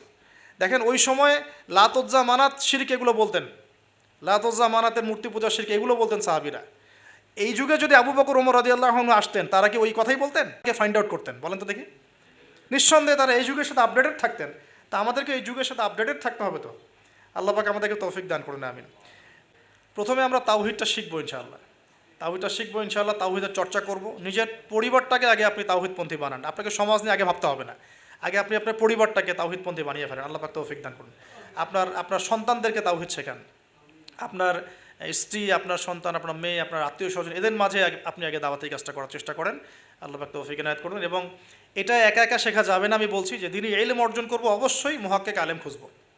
আমি কোনো আলেমের নাম বলে দিব না, কারণ আমি একটা নাম বললেই অপোজিশন আছে, বলবে যে না ওনাকে তো আমি মানি না। আমি যদি বলি আমি যদি বলি যে আমি আল্লামা তাকি উসমানীকে খুব ফলো করি, ভালোবাসি, পছন্দ করি, তারও তো হেটার্স আছে না? তো বলবে যে আপনি ফলো করেন, আমি করি না, আপনি মানেন, আমি মানি না। তো এই জন্য আমি কোনো নাম বলতে যাচ্ছি না। আপনি আপনার বুঝ অনুযায়ী, আপনার কাছে সারা ওয়ার্ল্ড ঘেটে যে মনে হয় যে না এই আলেম হকের উপর আছেন, তার কথাগুলো ভালো, তার ইলমি গভীরতা ভালো, তিনি সাম্প্রদায়িক না বা ইত্যাদি, তিনি হকের উপর আছেন, হক বলতে দ্বিধা করছেন না, হক বাতিলের সাথে মিক্স করছেন না, মানে আপনি বুঝেন, আপনাকে তো আল্লাহ পাক মেধা দিয়েছেন, আল্লাহ পাক তো আপনাকে বিবেক দিয়েছেন, আপনি বোঝার চেষ্টা করেন। তবে আমি রিকোয়েস্ট করবো একটা জিনিস এখানে, যে আপনি আলেমদেরকে দলে দলে ভাগ করে দিয়েন না, এবং আলেমদের মধ্যে সাম্প্রদায়িকতা সৃষ্টি করেন না, আলেমদের মধ্যে শত্রুতা বাড়ায় দিয়েন না। আপনি মৌমাছির মতো হন, এটা আমার নসিহত, আপনি মানবেন কি মানবেন না আপনার বিষয়। আমি এটা ফলো করার চেষ্টা করি, যে আমি নিজেকে একজন মৌমাছি মনে করি। আমাকে যদি বলেন যে এই যে রিক্সাওয়ালা রিক্সা আমাকে নামিয়ে দিল বাসায়, তার কাছেও আমার শেখার কিছু আছে। আপনি যদি মৌমাছি হন, আপনি এখান থেকে শিখতে পারবেন, অবশ্যই শিখতে পারবেন। এরকম অনেক শেখা আমরা শিখেছি। এখানে হাবিবে নাজ্জার ইতিহাসে জাজল্যমান হয়ে থাকলো, কিন্তু ওই রাজার নাম ইতিহাসে আসে নাই। একজন কাঠমিস্ত্রির নাম ইতিহাসে জাজল্যমান হয়ে থাকলো। হাবিবে নাজ্জারকে আল্লাহ পাক বললেন যে উদখুলুল জান্নাহ, জান্নাতে ঢোকো। সে বলছে ইয়া লাইতা কওমি ইয়ালামুন, হায় আমার কম যদি জানতো জান্নাত কত সুন্দর জায়গা। অতএব প্রিয় ভাইয়েরা, মৌমাছি হয়ে যান, যেখানে হক পাবেন, ভালো ভালো দিনই ইলম পাবেন, আপনি সেটা নেওয়ার চেষ্টা করেন। পরে আস্তে আস্তে যখন আপনার ম্যাচুরিটি বাড়তে থাকবে, আপনি বুঝবেন যে আসলে কোনটা হকের সবচেয়ে বেশি কাছাকাছি। আপনি ধরেন মেডিকেল সায়েন্স পড়েছেন, ইঞ্জিনিয়ারিং পড়েছেন, এখন আপনি বোঝেন না যে ক্লাস 8, 9, 10-এ কোন জায়গায় গ্যাপ ছিল, বুঝতে পারি না আমরা। এভাবে আস্তে আস্তে গ্র্যাজুয়ালি আপনি যেতে থাকেন, এক পর্যায়ে আল্লাহই আপনাকে সেই এলেম, প্রজ্ঞা, হিকমা দিবে, আপনি চূড়ান্ত লেভেলে বুঝতে পারবেন যে হ্যাঁ এইটা ঠিক আছে, এখানে থাকলে কোনো সমস্যা নেই অ্যাটলিস্ট। আর বাংলাদেশে যত হকপন্থী ওলামায়ে কেরাম আছেন, হোক সালাফি ঘরানার বা হানাফি ঘরানার বা ইত্যাদি, হক সবার মধ্যেই আছে। তবে কিছু কিছু ব্যক্তি আছে, উভয় ঘরানারই কথা বলছি, কিছু কিছু ব্যক্তি যারা আমানতের সাথে খেয়ানত করছেন। তো ওই জিনিসটা বুঝতে হলে আপনাকে ওই লেভেলে যেতে হবে। আপাতত আপনি সব ওলামায়ে কেরামকে শ্রদ্ধা রাখেন, শ্রদ্ধা রেখে আপনি ইলম অর্জনের চেষ্টা করেন, যেটা আপনার কাছে পাচ্ছেন, আপনি আপনার শহরে পাচ্ছেন, আপনার কাছাকাছি পাচ্ছেন। আর একটা রিকোয়েস্ট করবো যে অনলাইনে আহলুল ফেসবুক ওয়াল ইউটিউব হয়ে যাবেন না। এই জামাত নিয়ে বড় সমস্যা, এটা একটা আবার জামাত বের হয়েছে। এই জামাত মানে আবার জামাত ইসলাম না, আবার যারা রেকর্ড করতেছেন এটা আবার দিয়ে দিন না, জামাতি কথা বলে আসছে। আমি বলেছি যে আহলুল ফেসবুক ওয়াল জামা, মানে এরা ফেসবুক আর ইউটিউব দেখে দিন শেখে। তো ফেসবুক ইউটিউব দেখে দিন শেখা যাবে না। ফেসবুক ইউটিউব দেখে আমরা মাঝে মাঝে কিছু তথ্য নিতে পারি, কিন্তু এই জগৎটা ইহুদি খ্রিস্টান দ্বারা নিয়ন্ত্রিত এবং একটা ফেতনার জগৎ। এখানে জিবরাইল আলাইহিস সালামকে চুবাই দেন, মানুষ তাকেও গালি দেওয়া শুরু করবে। হ্যাঁ, এখানে যে কোনো নবীকে নিয়ে আসেন, মানুষ তাকেও গালি দেওয়া শুরু করবে। এটা যে এত জঘন্য একটা জায়গা, এখানে কাউকে আর ভালো মানুষ রাখে নাই কেউ। যে কোনো আলেমের নাম বলেন, আমি তার ব্যাপারে 10টা খারাপ বের করে দিতে পারবো, আর আমার ব্যাপারে 11টা পারবো আর কি। ঠিক আছে, যে কোনো মানুষের কথা বলেন, কাউকে ভালো রাখে নাই। তো এইখান থেকে এলেম নেবেন না। এখান থেকে আপনি হয়তো কিছু তথ্য পাবেন, আবার তো সব তথ্য কিন্তু সঠিক না। এখানে রাতকে দিন বানানো যায়, দিনকে রাত বানানো যায়। ঠিক আছে, তো আপনি আলেমের দ্বারস্থ হবেন, তার কাছে যাবেন, সিলেবাস বলবেন যে আমি এই লেভেলে পড়েছি, আমার আমার জেনারেল লাইনে এই পর্যন্ত পড়া হয়েছে, আমি এখন এই পড়াশোনা করছি, আমাকে একটা আমার মতো করে সিলেবাস করে দেন। দেখবেন আলেমরা কিন্তু একটা সিলেবাস আপনাকে আপনার লেভেলে করে দিবে আর কি। আমার লেভেলের সিলেবাস আপনার সিলেবাস এক হবে না, কিন্তু আমার লেভেলে যে সিলেবাস, আমাকে যে সিলেবাস করে দেওয়া হচ্ছে, সেটা কিন্তু আপনার মতো হবে না, আপনারটা আমার মতো হবে না। আপনাকে আমি যদি বলি, আপনাকে প্রথমে দেওয়া হবে কোরআন তেলাওয়াত শেখার ব্যাপার, নুরানি শিখবেন আপনি আগে, তারপর নাজেরা শিখবেন, তারপর আপনি হিপসে কিছু অংশ হিপস করবেন, তারপরে আরবি, যে এসো আরবি শিখি টাইপের বইগুলো আছে, এসো সরফ শিখি, এসো নাহু শিখি, এগুলো শিখবেন, ক্লাসিক্যাল অ্যারাবিক ল্যাঙ্গুয়েজ শিখবেন, তারপরে আপনি এবারত পড়ার যোগ্যতা অর্জন করবেন, দেন আপনি আস্তে আস্তে হাদিসের কেতাবগুলো মোতালা করবেন, এইভাবে যাবেন, সিরাত পড়বেন। কিন্তু সবার সিলেবাস তো একরকম হবে না। এই সিলেবাস ভিত্তিক পড়াশোনা না করলে, বিক্ষিপ্ত পড়াশোনা, আজকে এই বই, কালকে ওই বই, কালকে এই, কালকে সেই, একদম মাথাটা ম্যাসাকাট হয়ে যাবে। এই বিক্ষিপ্ত মাথা দিয়ে আপনি না কিছু চিন্তা করতে পারবেন, না সত্য মিথ্যা বুঝতে পারবেন। তখন আপনার মাথাটাকে যে কোনো দিকে নিয়ে যাওয়া সম্ভব। আমার মাথা এত সহজে যে কোনো দিকে নেওয়া সম্ভব হবে না ইনশাআল্লাহ, বিকজ আমি এগুলো সব ঘাটাঘাটি করেছি। এমন একটা কথা বললেই আমি ফট করে গ্রহণ করবো না, কিন্তু আমি কিন্তু বিষয়টাকে অনেক গভীরে গিয়ে যাচাই বাছাই করে তারপর সিদ্ধান্তে আসার চেষ্টা করব। কিন্তু যারা বিক্ষিপ্ত মানসিকতার, যে কোনো দিকে নেবেন, বাতাস ওই দিকে দৌড়ানো শুরু করবে আর কি। এবং বাংলাদেশে যে চরমপন্থার যে একটা ব্যাপার আছে না, চরমপন্থী একটা আকীদার ব্যাপার আছে, এইটা এই বিক্ষিপ্ত মানসিকতারই ফলশ্রুতিতে হয়েছে। তারা যদি কনস্ট্রাকটিভ সিলেবাসে পড়াশোনা করতো না, তাদের মানসিকতা এমন হতো না, কিন্তু উগ্র হতো না। তারা বুঝতো, সমাজ বুঝতো, রাষ্ট্র বুঝতো, বিশ্ব বুঝতো, ওইভাবে তারা ইসলামকে নিয়ে যাওয়ার চেষ্টা করতো। আল্লাহ পাক আমাদের সবাইকে বুঝগুলো অর্জন করার তৌফিক দান করুন। তো তাওহীদের চর্চা, পরিবার, সমাজ, আস্তে আস্তে আত্মীয়দের মধ্যে, এবং দিনী ইলম অর্জন, ওলামায়ে কেরামের সোহবত, এই কথাগুলো বেসিক কথা। এর পাশাপাশি আমরা বলবো যে দেখুন, এই প্রত্যেক যুগে যুগে আন্তাকিয়াবাসীর যে অবস্থা ছিল, প্রত্যেক যুগে যুগেও কিন্তু তাওহীদ আর শিরকের কনফ্লিক্ট এমনই ছিল। আপনি আবু জেহেলের যুগ বলেন, আবু লাহাবের যুগ বলেন, ওতবা সাহেবার যুগ বলেন, ফেরাউন নমরুদের যুগ বলেন, সেম হিস্ট্রি। এখন আমাদের ওয়ার্ল্ড অ্যাফেয়ার্সও সেম, আমাদের ওয়ার্ল্ডেও এইভাবেই চলছে। এখানে শিরক আছে, এখানে কুফর আছে, আমাদের ওয়ার্ল্ডে সুদ আছে, আমাদের ওয়ার্ল্ডে জিনা আছে, আমাদের ওয়ার্ল্ডে পর্নোগ্রাফি আছে।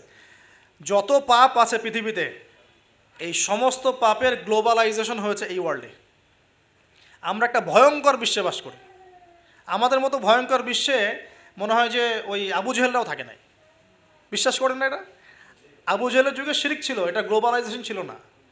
আবু জেহেলের যুগে রিবা ছিল, কিন্তু ওটার গ্লোবালাইজেশন ছিল না। এত র্যাপিডলি মানে ফেতনা ছড়িয়ে পড়তো না। আমরা সবচেয়ে ফেতনাময় পরিবেশে বসবাস করছি। সামনে আরও ফেতনা আসবে, তারপর আরও, তারপর আরও, তারপর হয়তো বা আল্লাহ পাক কোনো একটা কিছু আনবেন ইনশাআল্লাহ তাআলা, কারণ রাতের পরে দিন আসবে, এটাই স্বাভাবিক। তো এখন এই ফিতনাগুলো পরিবেশে আমাদের কিভাবে আমরা চলবো তাহলে? ফার্স্ট অফ অল আমাদের ইলম অর্জন এক নাম্বার। তারপরে আমি বলবো যে আমাদের ইলম অনুযায়ী বেশি বেশি আমল দরকার, অনেক বেশি আমল দরকার, এবং অনেক বেশি আলেমদের সাথে সোহবত দরকার। এই সোহবতে আমাকে দিন শেখাবে, আমল উৎসাহিত করবে। একা একা না থাকা, কিছু দিনই ভাই মিলে অ্যাটলিস্ট একটা অ্যাসোসিয়েশন বা ফাউন্ডেশন বা কিছু একটা সোশ্যাল কোনো ওয়ার্ক, মানে এরকম কিছু নন পলিটিক্যাল, নন প্রফিটেবল, এগুলোর মধ্যে থাকা, তাহলে আপনি মানে একে অপরের সাথে মোজাকারা করে চলতে পারবেন। বা এগুলো করতে না পারলেও যে কোনো একটা বৃহত্তর জামা, যেমন যেটা ক্লাসিক্যাল ট্রেন্ড আছে, কেউ কওমির মধ্যে আছেন, কেউ তাবলিগে আছেন, কেউ সালাফিজমে আছেন, মানে একটা একটা ঘরানা ফলো করে চলা, তাহলে আপনার কিছু দিনী ভাইয়ের সাথে আপনি মানে মিলেমিশে থাকতে পারবেন, আপনাকে ইসলাম সংশোধন করতে পারবে একজন আরেকজনের। আর এখানে বিভক্তি না বাড়ানো, ঐক্যবদ্ধ থাকতে গিয়ে আবার বিভক্ত বানায় দল ক্রিয়েট না করে ফেলা। মনে করেন আমরা একটা ফাউন্ডেশন করলাম, এই ফাউন্ডেশনটাকে একটা দল মনে করা, না মনে করা যে আমি আমারটাই সত্য মিথ্যা চূড়ান্ত মানদণ্ড, এরকম মনে না করা, বরং আপনাকে সবার সাথে মিউচুয়াল করে চলার চেষ্টা করতে হবে। মানে হকপন্থীদের কথা বলছি, হকপন্থীদের সাথে মিউচুয়াল করে চলার চেষ্টা করতে হবে। তো না হলে ওইটা আবার আরেকটা ফেরকা হয়ে যাবে আর কি। আপনি হক প্রতিষ্ঠা করতে গিয়ে নতুন একটা ফেরকার জন্ম দিয়ে ফেলেন না, যেটা হয়েছে বাংলাদেশে। বাংলাদেশে হক প্রতিষ্ঠা করতে গিয়ে মানুষ বহু ফেরকার জন্ম দিয়ে ফেলছে আর কি। এমন যে বললাম না, হক ক, হক খ, হক গ, হক ঘ, কেউ কারোর সাথে কারো আমার মিল নেই। কয়ের আমির একজন, খয়ের আমির একজন, গয়ের একজন, ঘয়ের একজন। এইরকম হজবরল একটা হসপস অবস্থা হলে তো সমস্যা। তো একসাথে থাকবো। শোনেন, এই কথাটা খুব ভালো করে শোনেন, আব্দুল মালিক সাহেবের বই থেকে কথাটা বলছি। আমি অনেক শ্রদ্ধা করি। মতানৈক্য থাকবে, তার উপর ঐক্য হবে। মতানৈক্য আছে, ওই ভাই আমার ধরেন যে বাবরি চুল পছন্দ করে, আমি করি না। ওই ভাই মনে করেন যে কি বলবো, রফিল এদান করে, আমি করি না। ওই ভাই মনে করেন যে কি বলবো যে হ্যাঁ জোরে আমিন বলে, আমি আসতে বলি। মতানৈক্য তার সাথে আমার আছে, কিন্তু তারপরেও আমাকে একসাথে থাকতে হবে। এরকম অবস্থায় না আসতে পারলে আপনি বাংলাদেশ কেন, সারা ওয়ার্ল্ড অ্যাফেয়ার্স চিন্তা করে মুসলিমদের ঐক্যবদ্ধ কোনো প্ল্যাটফর্ম বা কোনো রকম রেভলিউশন এটা আসলে সম্ভব হবে না। বরং এই সুযোগগুলো কাজে লাগায় অমুসলিম যারা আছে, ইসলামের শত্রু যারা আছে, এরা আপনাকে আরও ডিভাইড অ্যান্ড রুল নিতে থাকবে। End of the day you will destroy yourself, আপনি নিজেকে ধ্বংস করে ফেলাবেন আর কি। আর এরপরে আমাদের এখনকার করণীয় হচ্ছে ফেতনাগুলো রিকগনাইজ করা আগে, ফেতনাগুলো চিহ্নিত করতে শেখা যায়, কোন কোন জায়গায় কোন কোন ফেতনা আছে, তারপরে সেখান থেকে বাঁচার পদ্ধতিগুলো গ্রহণ করা। আর একটা কথা বারবার জোর দিয়ে বলছি আমি, ইলম অর্জনের কোনো বিকল্প নাই, প্রচুর পড়াশোনা করতে হবে। আল্লাহ পাক আমাদের সবাইকে প্রচুর পড়াশোনা করার তৌফিক দান করুন। মনে করেন এখন থেকে নিয়াত করেন যে ইনশাআল্লাহ আগামী 10 বছর আমরা ডানে বামে এত না দেখে পড়াশোনাই করতে থাকবো ইনশাআল্লাহ। খালি পড়াশোনা করতে থাকেন। আপনাকে এখন রাষ্ট্রের দায়িত্ব নেওয়ার দরকার নেই আপনার। আপনি পড়াশোনা করেন, দিনই ইলম অর্জন করেন, প্রচুর পড়াশোনা করেন, করে আপনি ডিনামাইট হন ভিতর থেকে, ঠিক আছে? ইনশাআল্লাহ আপনার আমার যদি যোগ্যতা থাকে, আল্লাহ যদি আমাদের মধ্যে কবুল মানে ইসলাহ দেখেন, সংশোধন দেখেন, মানে খালেস নিয়াত দেখেন, হ্যাঁ খুলুসিয়াত দেখেন, আল্লাহ পাক চাইলে আপনাকে অন্ধকার থেকে তুলে রাষ্ট্রের নেতা বানাইতে পারেন না? ওই যে জেলখানার কূপ থেকে তুলে ইউসুফ আলাইহিস সালামকে রাষ্ট্রের দায়িত্ব দেওয়া হয় নাই? এই দায়িত্ব কে দিয়েছে?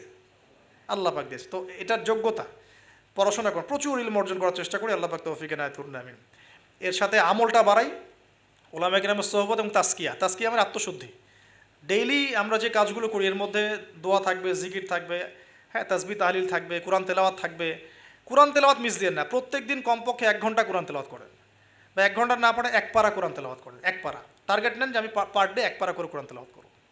এবং আমার ওস্তাদ আমাকে নসিহত করেন, ওনার নাম হাবিবুর রহমান, উনি বলছেন যে তিনটা কাজ কোনোদিন ছাড়বা না, কোনোদিনও ছাড়বা না। এক হচ্ছে প্রতিদিন কোরআন নর্মাল তো তেলাওয়াত করোই, একটা পৃষ্ঠা হলেও অর্থসহ পড়বে, একটা পৃষ্ঠা হলেও অর্থসহ। এই যে 5টা আয়াতের উপর আমরা কিন্তু আজকে আলোচনা করলাম, 4-5টা আয়াতের উপরে অর্থসহ পড়বে। 2 নাম্বার হচ্ছে রাসূল সাল্লাল্লাহু আলাইহি সাল্লামের হাদিস 4-5টা করে প্রতিদিন পড়ার চেষ্টা করো, একটা বিশুদ্ধ বই থেকে। আর রাসূলের সিরাত জীবনী 2-3টা পৃষ্ঠা হলেও পড়ার চেষ্টা করো প্রতিদিন। এই কাজগুলো করলে হয় কি, ঈমান তাজা হয়। আপনি অজুর ফজিলত জানেন, অনেক দিন আগে পড়েছেন, এখন অজু করতে গেলে সেই ফিলটা আপনি পাবেন না। এটা আপনি এখনই অজুর ফজিলতটা আরেকবার পড়ে যান, দেখেন আপনি অজু করতে গেলে একটা ফিল পাবেন যে এটা আমার গুনাহ মাফ হচ্ছে এখান থেকে। এটা হচ্ছে ইলম অর্জনের ফলে আমাদের কিন্তু ঈমানটা রিচার্জ হয়। তো আমলটা বাড়াই, ডেইলি এই আমলগুলো চালু করি, জিকির আজগার, তাসবিহ তাহলিল।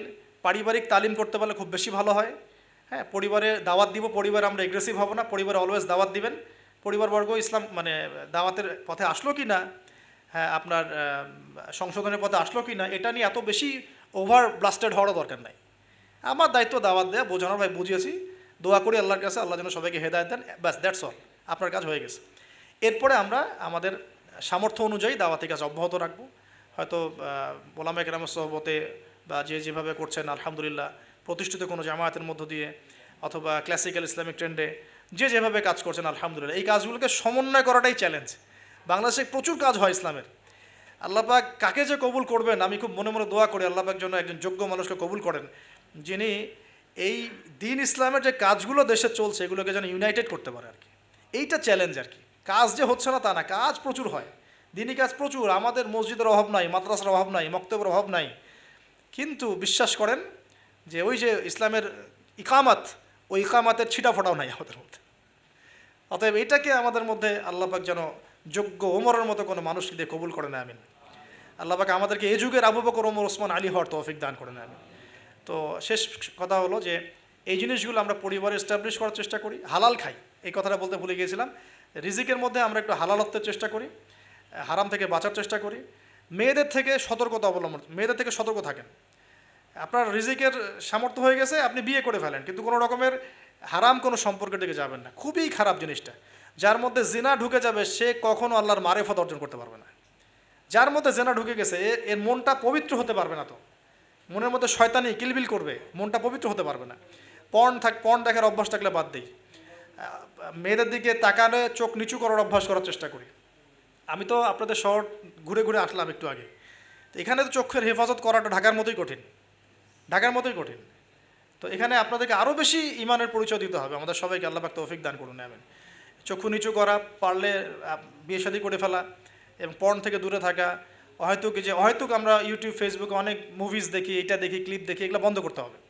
যদি আমরা সত্যিকার অর্থেই চাই যে ইসলাম নিয়ে কিছু করতে, এ যুগের আবু বকর ওমররা যেভাবে চিন্তা করতেন ওইভাবে চিন্তা করতে হবে। আল্লাহ পাক আমাদের সবাইকে কবুল করুন, আমিন। আর আমাদের সন্তানদের ব্যাপারে আমরা ফিকির করব, তাদেরকে আমরা কোথায় পড়াবো, কিভাবে মানুষ করব, এই বিষয়গুলো ফিকির করব। একটা ফিকির আমি ঢুকাই দিচ্ছি আজকে, এই ফিকিরটা নিয়ে এত হার্ডলি কখনো বলি নাই, এখন বলছি। সেটা হলো ফিজিক্যালি ফিট থাকার চেষ্টা করব। ফিজিক্যালি ফিট থাকাটা অনেক বেশি ইম্পর্টেন্ট, যেটা আমি নিজে এখন সাফার করতেছি। এই যে মাহফিল টাহফিল এগুলো, ঘুম হয় না, খাওয়া ঠিক নাই, জার্নি এই করতে করতে মানে দেখা যাচ্ছে যে আমরাও ফিজিক্যালি অনেক সময় এই বয়সেও দুর্বল হয়ে যাচ্ছি, মানে ইফোর্ট দিতে পারছি না, ইত্যাদি ইত্যাদি। অথচ রোজা রেখে আমি নিজে, আমার মনে আছে, রোজা রেখে আমি 2 বেলা 2টা ম্যাচ খেলেছিলাম। কি টার্গেট ছিল, তামিম ইকবাল হব, কি একটা অবস্থা। হ্যাঁ, এবং আলহামদুলিল্লাহ অল্প সময় অনেক দূর গিয়েছি, আল্লাহ পাক ওই হিস্ট্রিটা মিটিয়ে দিয়েছেন, আমি শুকরিয়া আদায় করি আল্লাহর কাছে। কিন্তু এখন কিন্তু আপনি সেটা, আমি পারছি না।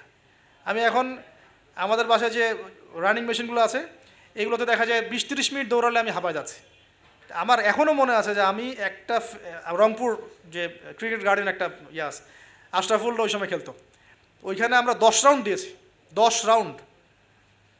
তো এই ফিজিক্যাল ফিটনেসের ব্যাপারটা খুব গুরুত্ব দিচ্ছে এই কারণ আমরা যদি ইসলাম পালন করতে চাই, আল্লাহর ইবাদত করতে চাই, দিনের জন্য কিছু করতে চাই, ফিজিক্যালি ফিট থাকতে হবে। এই জন্য খাওয়ার ব্যাপারে সতর্ক হন। খাওয়া, আমরা তো মাশাআল্লাহ একটু আগে খাবার তো মানে আসছি, আমরা আলোচনা শুনতে খাওয়া শুরু করলাম। মানে বিশ্বাস করেন আমরা গরু খাওয়া মুসলিম হয়ে গেছি। আমরা এখন খালি শুক্রবার মানে কি গরু খাও। আসল কথা হচ্ছে এই গরু গোশত খাওয়া তো ফরজ না, তাওহীদের উপর থাকা ফরজ, সুন্নত প্রতিষ্ঠা করা ফরজ। যেগুলো আরাম লাগে সেগুলো আমরা খুব করতে চাই, আর যেগুলো করতে কষ্ট এগুলো আমরা করতে চাই না। তো খাওয়া দাওয়া করেন, সমস্যা নেই, কিন্তু ফিজিক্যালি ফিট থাকার চেষ্টা করেন। ডেইলি কিছু এক্সারসাইজ করেন। হ্যাঁ, পারলে যারা জিম করতে পারেন তারা জিম করবেন। বাচ্চাদের খাবার কী দিচ্ছি সেটার ব্যাপারে সতর্ক থাকেন। বাসায় কী খাবার ঢুকছে এটা সতর্ক থাকা উচিত। কী খাচ্ছে কী খাচ্ছি না এই ব্যাপারে ডক্টরদের পরামর্শ নেন, যে আমরা কোন বয়সে কীভাবে চলবো, এটা খুব ইফেক্টিভ হবে। পরবর্তীতে আপনারা ভালো কিছু করতে পারবেন ইনশাআল্লাহ তাআলা, আল্লাহ পাক তৌফিক দান করুন। আর সবশেষ কথা হচ্ছে যে আমাদের সবার মধ্যে আল্লাহ পাক কিছু প্রতিভা দিয়েছেন। কেউ হয়তো মাশাআল্লাহ লিখতে পারেন, কেউ হয়তো মাশাআল্লাহ বলতে পারেন, কেউ ভালো অ্যাসোসিয়েট করতে পারেন। যার যে প্রতিভা আছে এই প্রতিভাগুলোকে ফাইন্ড আউট করে আল্লাহর দ্বীনের জন্য কাজে লাগায়। এর মানে এই না সবাইকে আলেম হয়ে যেতে হবে, সবাইকে মুফতি হইতে হবে। This is not necessary. আপনার যেখানে আপনি আছেন, একজন প্রশাসনের ভাই তার জায়গা থেকে ইসলামের খেদমত করতে পারে, একজন ডক্টর তার জায়গা থেকে দ্বীনের খেদমত করতে পারে। সত্যিকার অর্থে গ্রিকদের অনেক বড় হিস্ট্রি আছে। আমরা যারা হিস্ট্রির স্টুডেন্ট আছি এখানে, আমরা এটা জানি খুব ভালো করে যে গ্রিকদের কিন্তু একটা প্রাচীন হিস্ট্রি আছে।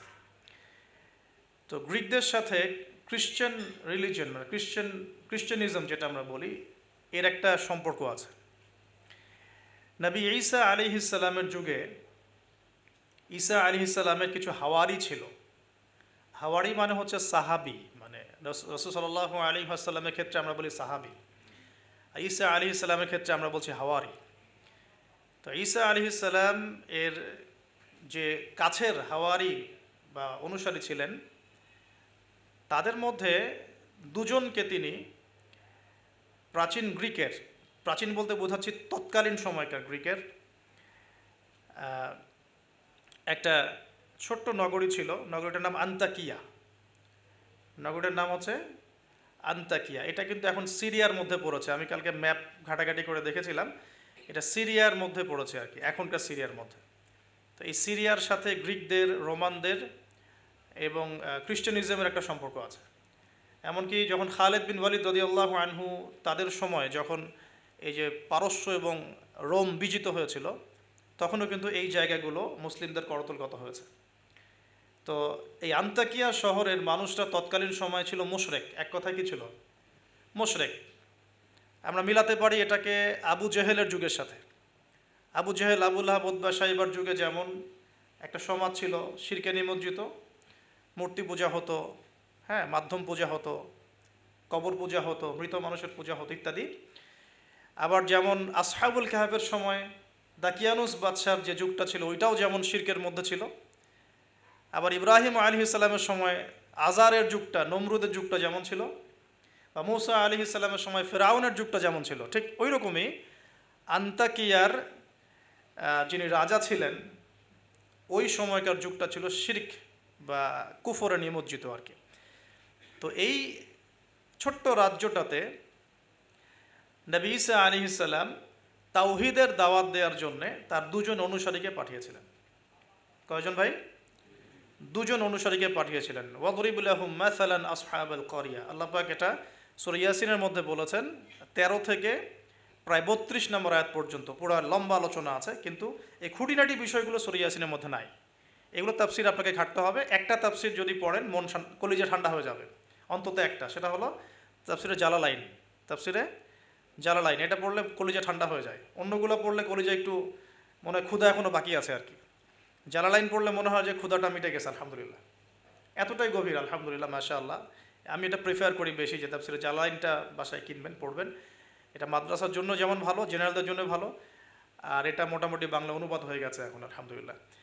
তো এখানে নবী ঈসা আলাইহিস সালাম দুজন হাওয়ারি বা দুজন রাসূল, রাসূল বলছি এই অর্থে যিনি বার্তাবাহক, এই অর্থে বলছি, রাসূল পাঠালেন ওই রাজ্যকে তাওহীদের আন্ডারে নিয়ে আসার জন্যে, ওই রাজ্যের মধ্যে তাওহীদের দাওয়াত দেওয়ার জন্য।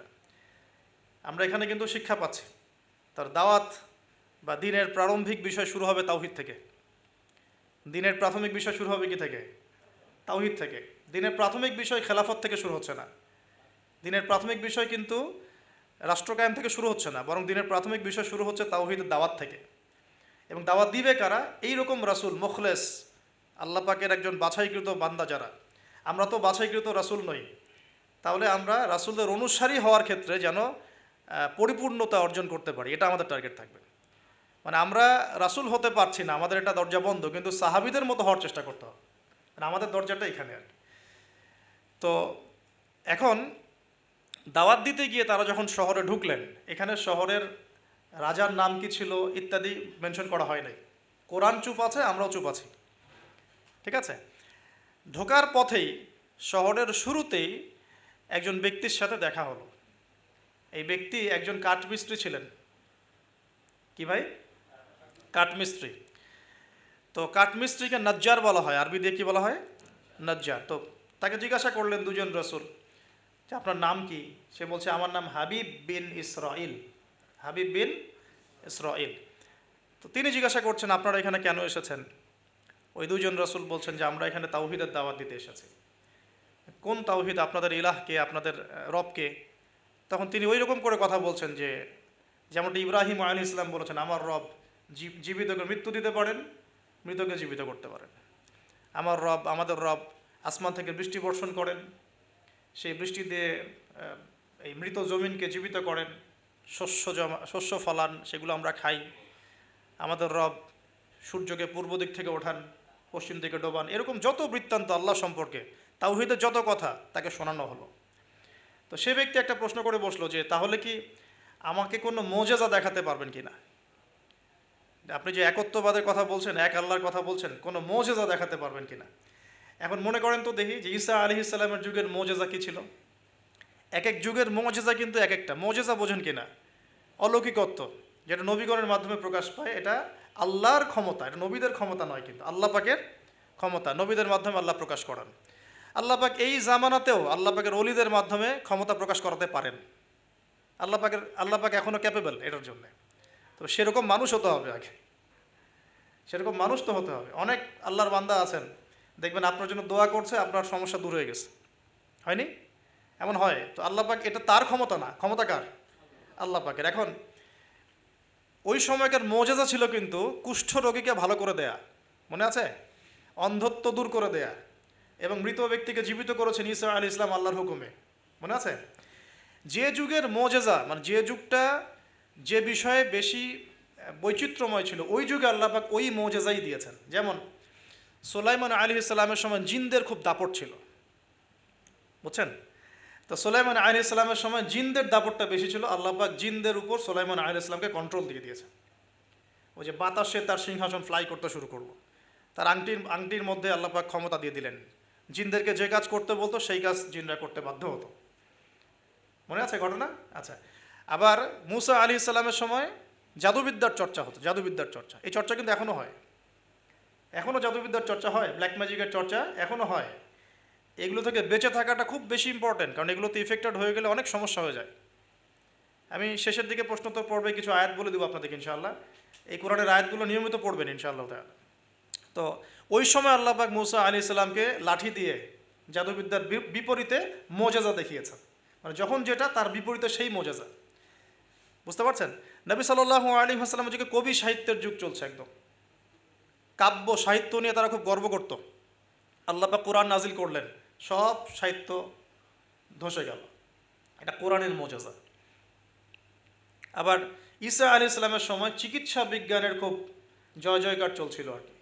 চিকিৎসা শাস্ত্র নিয়ে মানুষের অনেক বেশি মানে আগ্রহ ছিল, যেটা এটা দিয়ে এটা হয়, এটা দিয়ে এটা হয়। আল্লাহ পাক তখন এমন মর্যাদা দিয়েছেন যে মৃত মানুষকে জীবিত করে দেখিয়ে দিয়েছেন। তো এই দুই ব্যক্তিকে ওই নাজ্জার হাবিব বিন ইসরাইল, সে ব্যক্তি বলছে যে আমাদেরকে কোনো মর্যাদা দেখাতে পারো কিনা। এখন সে বলছে ঠিক আছে, মর্যাদা দেখাতে পারবো ইনশাআল্লাহ। আমার এই সন্তান, আমার এই ছেলে দীর্ঘদিন থেকে চোখে অসুখে ভুগছে, এক চোখ নষ্ট হয়ে যাচ্ছে, তুমি শেফা দিতে পারবে কিনা আল্লাহর হুকুমে। আল্লাহ পাকের দরবারে তারা সেজদায় পড়ে গেলেন, আল্লাহর কাছে সাহায্য চাইলেন, তার চোখে হাত বুলালেন, আলহামদুলিল্লাহ চোখ ভালো হয়ে গেল। এগুলো কিন্তু কোনো গালগল্প নয়। এবার হাবিবে নাজ্জার তার কিন্তু বিশ্বাস হয়ে গেল, হ্যাঁ এটা তাওহীদের ফসল, এটা তাওহীদের ফসল।